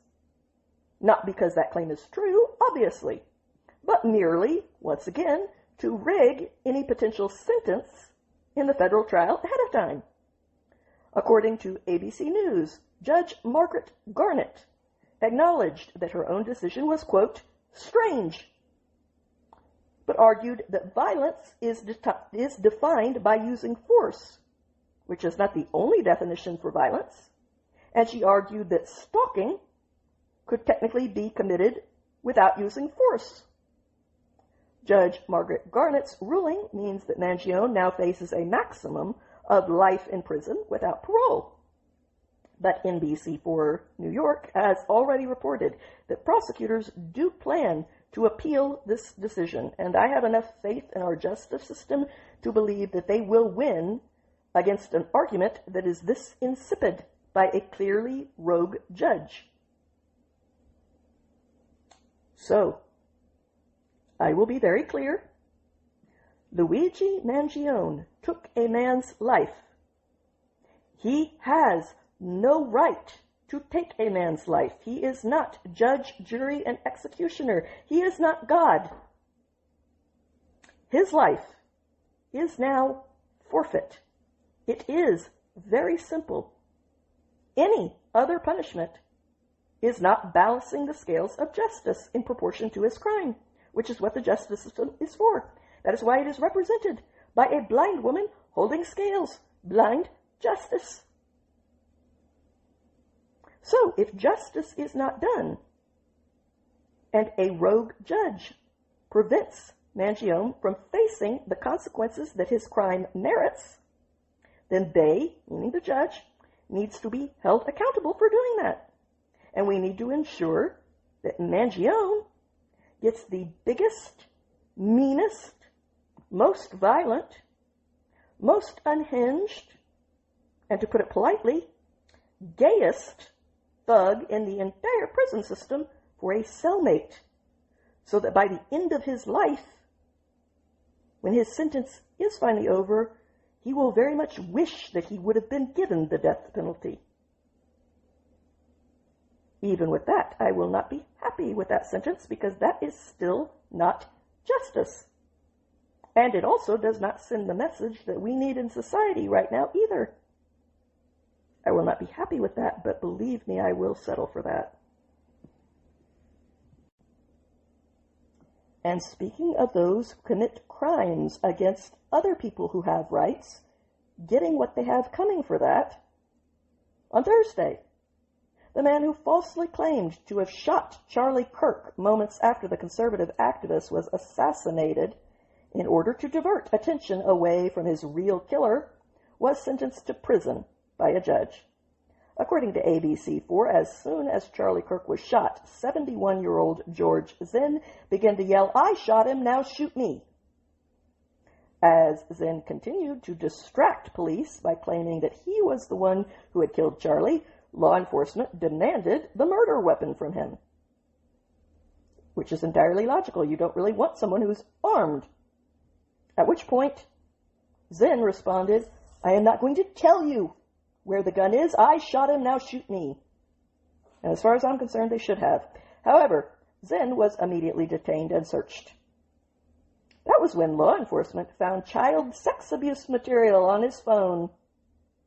According to the Salt Lake Tribune, Zinn was sentenced to 15 years in prison after pleading guilty on 3 counts, 1 third-degree felony charge of obstruction of justice, and 2 second-degree felony charges of sexual exploitation of a minor.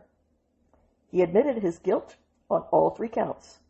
And given his current age of 71, 15 years of prison will hopefully be a death sentence for him, as he will likely die of old age in jail. And we will thankfully never have to endure this lifelong criminal problem again. Congratulations on wasting your entire existence, Mr. Zen. You will not be missed. Zen will serve his sentence for all charges concurrently, which is a shame, and I am against that practice altogether. Every crime should be paid for. You do not get to double up punishments. The victims did not get to double up their suffering. They suffered individually, and that suffering should be paid for in the same way, consecutively. Nevertheless, the longest term of this concurrent sentence is for the sexual exploitation charges, which will be for 1 to 15 years. After going easy on him by making these sentences consecutive, you better give him that 15, Judge, or we are going to remember and hold you accountable the very next chance we get at the ballot boxes. Of course, a parole board will ultimately decide how long Zen will actually serve in prison, and if they want to keep their jobs, they had better prove that they are fit to hold them in the first place. It is time that public officials remember who they work for, and it is time for the public to remember too. And speaking of restoring order, in instances where people have forgotten that abiding by the law is not an optional request. At the end of the week, Morning Wire reported that the border czar, Tom Homan, is putting anti-ICE activists on notice that they will be held accountable for obstructing law enforcement in violation of the law. Homan took the podium on Thursday for his first significant public remarks since being sent to clean up the mess in Minnesota. And he seemed to have a twofold message. First, to make it clear that law and order are going to be restored. He pledged to remain on the ground until the problem's gone. Then Homan also made it clear that despite the bad press coming from the shooting deaths of anti-ICE activists Renee Good and Alex Preddy, he's not going to be deterred from investigating activist networks. Meanwhile, Minnesota's Democrat Senator Amy Klobuchar is entering the race for governor of that state now that Tim Walz has dropped out. She first filed papers a week ago, and the incredibly bad optics of the chaos on the ground in Minneapolis, again, you will recall that this same city was ground zero for Black Lives Matter riots in 2020, now gives Klobuchar a chance to showcase herself as a moderate who will restore order. So we'll see how she plays this. Smart and to the center, or to the radical base, because she's going to have to choose one or the other, and fast, with elections only 10 months away. But while we wait to see which way the political winds will blow, researchers at the Spanish National Cancer Research Center, led by Dr. Mariana Barbacid, have achieved a significant breakthrough in the treatment of pancreatic ductal adenocarcinoma, the most common and deadly form of pancreatic cancer. In a study that was published in the PNAS journal, the team demonstrated that a new triple combination drug therapy can completely and permanently eliminate pancreatic tumors in mice, according to their experiments. Pancreatic cancer has long been considered one of the most difficult, incurable diseases known to man. It has a 5-year survival rate of less than 11%. Its resilience is largely due to the KRAS oncogene, a mutation that is present in approximately 90% of pancreatic cancer cases. Although historically no drugs have been successful against KRAS, recent medical advances have enabled the development of KRAS inhibitors. But these single-target drugs often fail in the long term because the tumors quickly develop resistance by utilizing alternative survival pathways. The innovation by the Spanish National Cancer Research Center team lies in a triple threat approach that blocks 3 independent signaling nodes simultaneously, blocking downstream RAF1, upstream EGFR, and orthogonal STAT3 pathways all at the same time. By targeting these three routes simultaneously, the therapy effectively traps the cancer cells, preventing them from outmaneuvering the existing treatment. The researchers tested this triple treatment across various models in their experiments, including mice with human pancreatic tissue, as well as mice that have been genetically engineered to model the disease. In all test cases, the combination consisting of a KRAS inhibitor, an EGFR inhibitor, and a STAT3 degrader resulted in complete tumor regression without the appearance of resistance at over 200 days post-treatment. Even more crucial, the therapy was well tolerated with no significant toxicities. The implications of this study are profound. Currently, patients rely on treatments that are decades old or on highly toxic combinations which offer very limited benefits. The new research provides a roadmap for human clinical trials, suggesting that the key to curing pancreatic cancer lies in combination therapies rather than in monotherapy approaches. While the results are promising, experts have also noted the limitations of this research to date. The success was observed in healthy laboratory mice, and human physiology may present different challenges. Nevertheless, the Spanish government and the international scientific community has hailed the discovery as a potential turning point in the fight against pancreatic cancer. If these results can be replicated in human beings, this leap forward could transform the prognosis for a disease that currently kills more than half of its victims within 3 months of their diagnosis. So let's celebrate the hope on the horizon and not just catastrophize about the storm clouds. Now, that does not mean that you hide your head in the sand. You must responsibly deal with problems when they present themselves. And dealing with the present is more important than worrying about potential futures.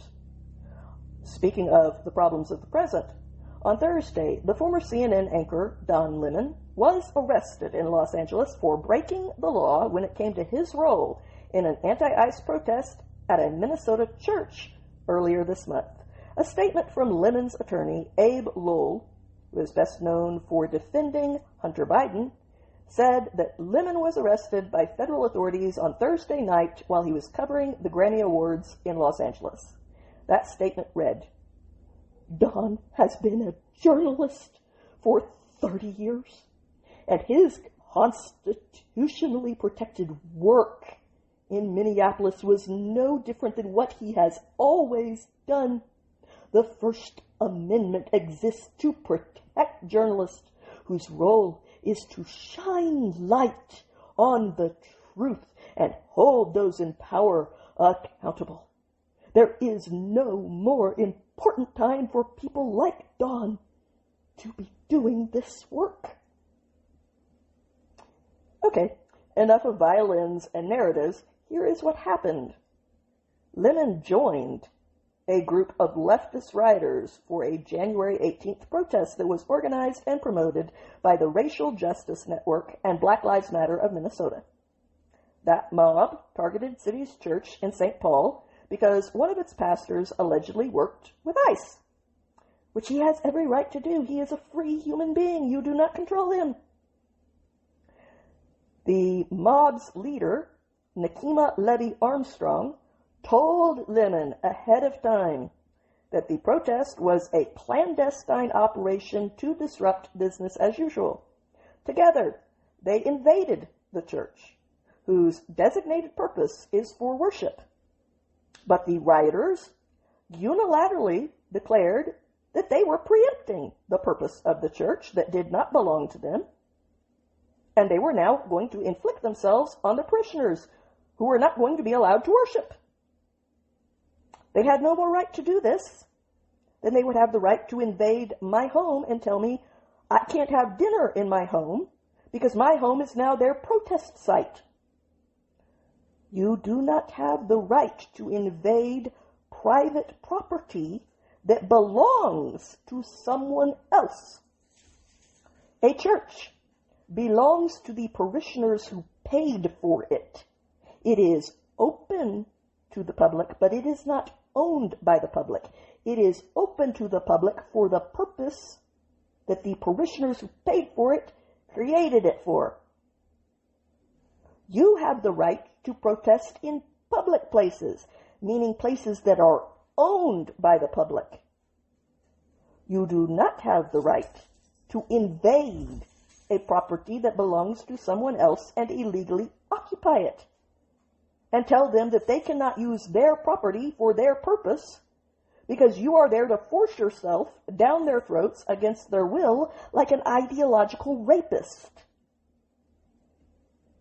President Trump said that the troublemakers behind this protest should be thrown in jail, and his administration rejected Lemon's claims that his activities were protected under the First Amendment, as the First Amendment does not allow you to participate in a riot or to illegally invade the property that belongs to others and occupy it, or to commit crimes of any kind, like blocking parishioners from leaving, which is taking them hostage, and you cannot do that in the name of protesting. If Lemon was there as a reporter, he should have remained outside reporting instead of participating inside in the illegal activity. The second that he entered that church, he was no longer a journalist. He was participating in the illegal takeover of that church. Your right to swing your fist through the air stops at someone else's nose, because other people have rights too. They are people just like you. You have rights. They have rights. You do not have the right to trample on their rights.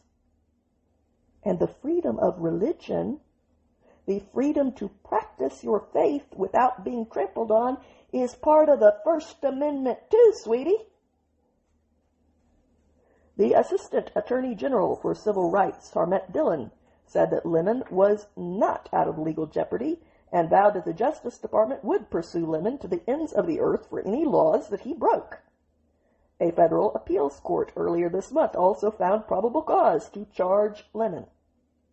The Justice Department will likely cease to charge him under the FACE Act, a law that prohibits the disruption of worship services, which the Biden administration infamously used to prosecute peaceful anti-abortion protesters.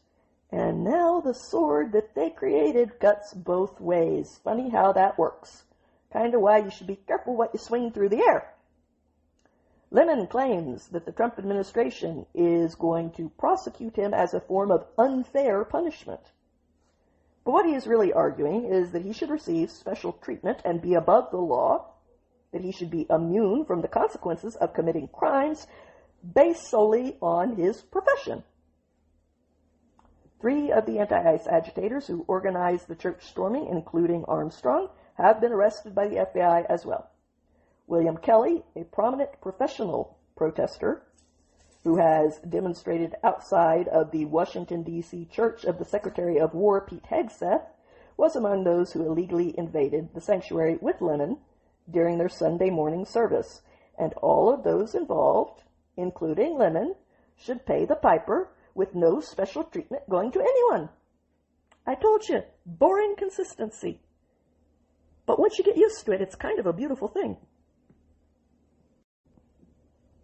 Now we're going to change gears completely for a moment. There was an inspirational story by Hank Berrien on the Daily Wire this week that I want to pass on to provide you with a bit of uplifting perspective. Full disclosure, I have slightly edited this here and there, but I wanted to give him credit for writing 99.9% of it. In a historic milestone for archaeology and faith, the newly opened Pilgrim's Road in the city of David is welcoming visitors for the first time in nearly 2,000 years. These ancient 600 meters of road were once the spiritual and commercial heart of Second Temple Jerusalem.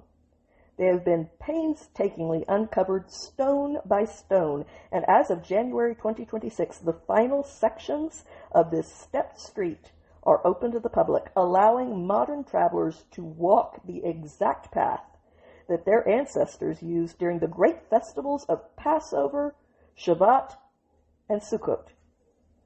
The road stretches from the Pool of Siloam at its southern end to the foot of the Temple Mound on its northern end, 8 meters wide and paved with massive limestone slabs. This engineering marvel features a unique stepped design, 2 shallow steps followed by a long landing, specifically crafted to facilitate a slow, meditative ascent for the millions of pilgrims who once thronged its path. While long attributed to Herod the Great, recent evidence in the form of coins that were found beneath the paving stones suggests that the road was actually completed around 30 or 31 AD under Pontius Pilate.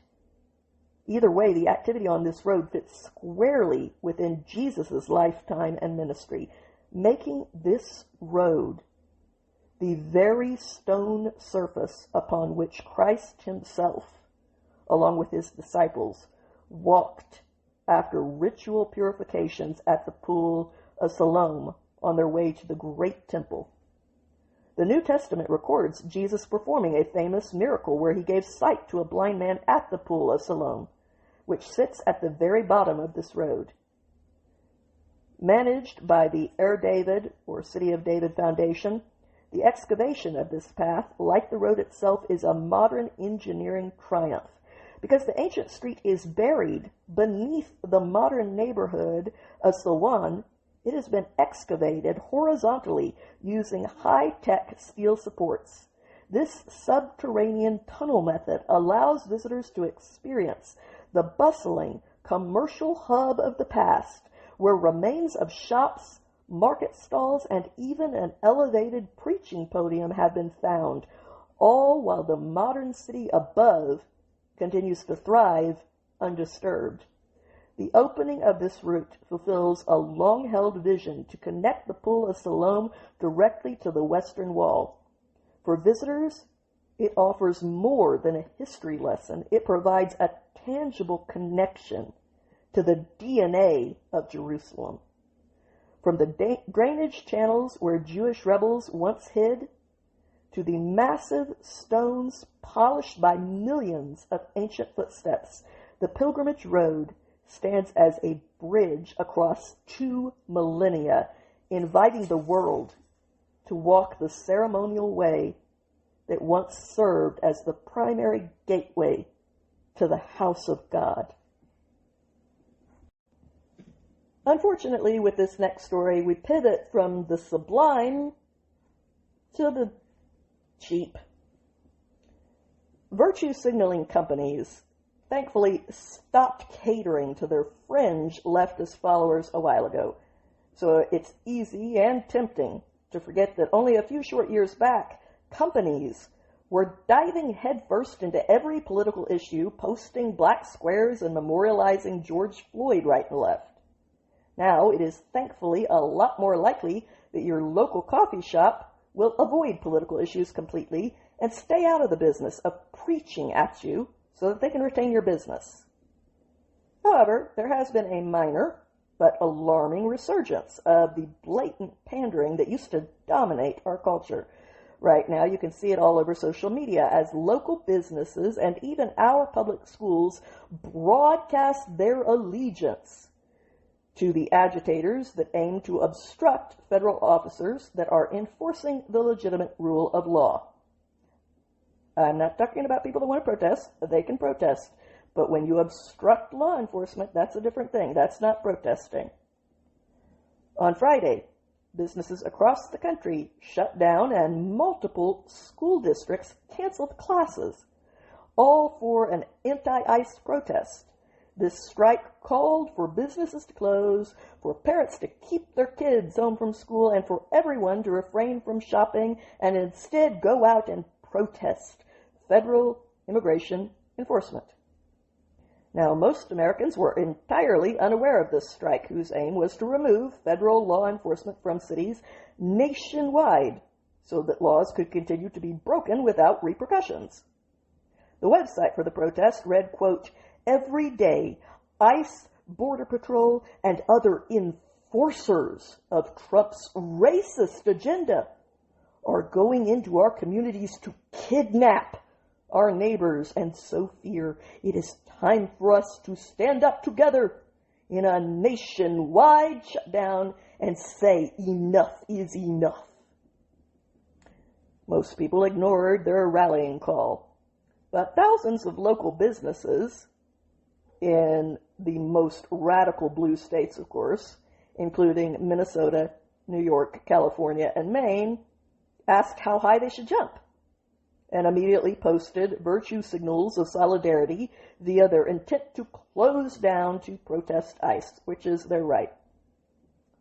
But what is unacceptable is that at least 2 school districts, both in Denver, canceled school for Friday over this fringe strike. They canceled public school, paid for by the public. The districts were reportedly overwhelmed with the number of teachers in their schools who were refusing to show up for work in order to participate in the anti-ICE demonstration, and this forced the schools to close down. And that sounds like you all need to hire some teachers who understand the difference between a job and their private time. You get what you put up with.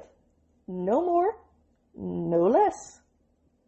One well-known author and professor, Scott Galloway, is pushing for even more drastic action, urging the followers to extend these isolated pockets of walkouts and boycotts and keep this up for an entire month.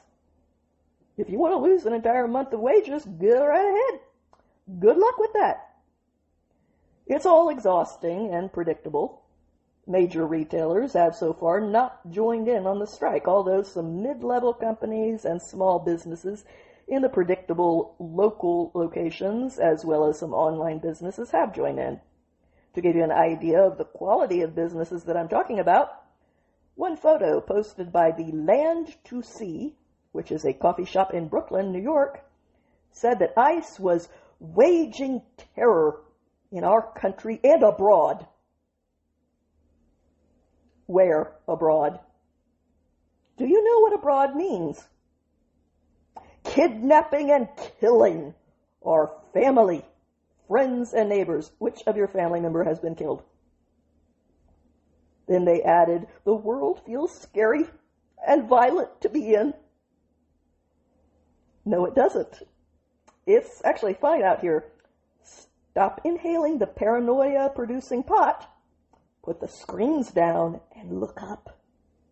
You'll be fine. In Rochester, New York, Pizza Wizard joined in as well, posting, what will this accomplish? Not sure. Maybe it's a pebble that creates a ripple. The post added, if you're big mad, I'm sorry. Leave a comment below. Big mad, that sounds like a character in an old Western. No judgment. If you're keeping your business open, this shit ain't easy. Well said, by which I mean nearly incomprehensible. This strike is being backed up and brought to you by a number of extreme far-left activist groups. You should know what you're participating in. So let's see who is promoting this protest. Code Pink, the Council on American Islamic Relations, Defend Immigrant Families Campaign, and the Palestinian Youth Movement, which tells me all that I need to know. I would not join anything that was put on by any one of those groups, much less a project of the entire violently unhinged Brat Pack. So, for some context, let's take a look at who ICE is actually deporting, and presumably who Code Pink, the Council on American Islamic Relations, and the Palestinian Youth Movement are defending and want to keep in our country. Consider this example. On Friday, the Daily Wire learned that a man accused of raping a teenage girl in her own bed in Nashville a couple of weeks ago on New Year's Eve is, surprise, an illegal alien from Egypt who entered this country through the diversity lottery program. That would be the same program that allowed the murderer of 2 of our National Guardsmen over Thanksgiving into this country. The same program that was clearly the dumbest idea that has ever been concocted to serve as an immigration policy. The program that has now thankfully been paused by the Trump administration. You know, not to get so basic that it is insane, but here's your first immigration tip. You do not select the immigrants that you allow into your country based on a random lottery. That is exactly how you get rapists and terrorists. If you are anywhere approaching sane, you select immigrants after thoroughly vetting them for criminal histories and terrorist ties based on their individual merits. ICE, the so-called bad guys, placed an immigration detainer on this 31-year-old, Minna Mosen Faraz Nimn Awad. One word, edit. After he was arrested by law enforcement in Louisville, Kentucky, because he had allegedly raped a 16-year-old girl in Nashville. The girl said that she woke up in her own bed in the early hours of December 31st to find Awad raping her. Awad, who has a lengthy criminal history, entered this country legally at first in 2017 through the Diversity Lottery Program. Kristi Noem has called on Congress to pass legislation to permanently shut this unhinged program down. And anyone who does not vote in favor of that needs to be voted out of office themselves. That is insane to have that as your immigration policy, a lottery. They work for us. Vote them out if they do not end this insanity. For the record, Awad lost his legal status after a previous criminal conviction in our country. But because ICE was not allowed to round up the people who had been ordered out and were, funnily enough, as criminals, ignoring those lawful orders, he was still here. And now, an innocent young girl has been profoundly violated, and she will live with that for the rest of her life. Awad is currently behind bars in the Davidson County Sheriff's Office in Nashville. He is charged with aggravated rape, 2 counts of aggravated burglary, and 1 count of aggravated assault with a deadly weapon, a handgun, which he is not allowed to possess by law as an illegal alien. And it turns out that people who do not have a problem breaking one law don't tend to have a problem breaking the law. The report said that Awad left the apartment after raping this girl in her own bed, with her young nephew lying next to her, and the police identified him as the homeless man who lived behind a market in southeast Nashville. So clearly someone who is hardworking and contributing to the country that took him in. Someone that we will not be able to function if we kick him out. Police in Louisville arrested him at a hotel on January 16th before extraditing him back to Nashville to face justice.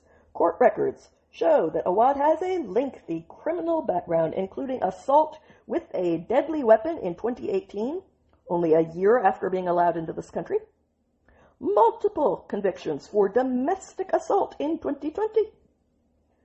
He then recklessly endangered American lives by driving without a license, and other driving violations in 2023. Then Awad had yet another domestic assault charge that was dismissed in 2023. So the obvious question is, why was this violent, crime-committing criminal not arrested in the courtroom and forcibly deported at that moment from our country, which he was in illegally and had a legal order to deport him out of? A country that he was terrorizing with his persistent crimes. Give me even one reason for letting this particular individual stay at that point instead of deporting him. Because had you done that, compassionate people, had you deported him, a 16-year-old girl would be unraped right now.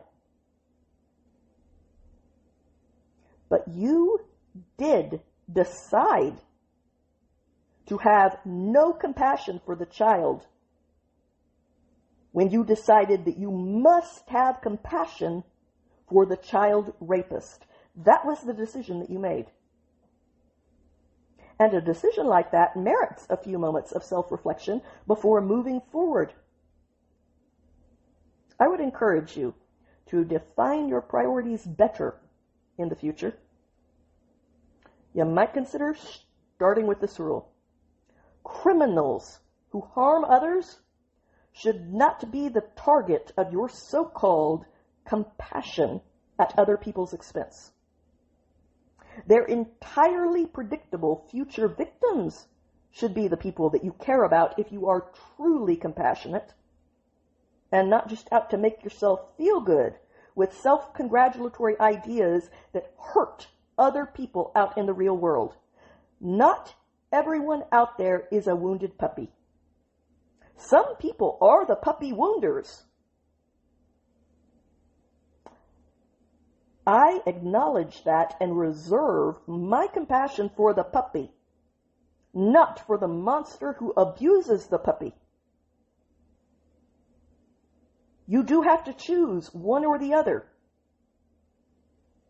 As the Assistant Secretary for Homeland Security, Tricia McLaughlin, pointed out to the Daily Wire, horrendous immigration policies allowed this monster into our country and made victims of children and families.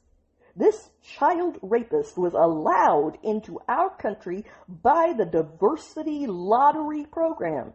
Secretary Noem paused the diversity lottery to ensure no more Americans are harmed by this disastrous program. ICE lodged an arrest detainer to ensure he is not released onto our streets to victimize more children.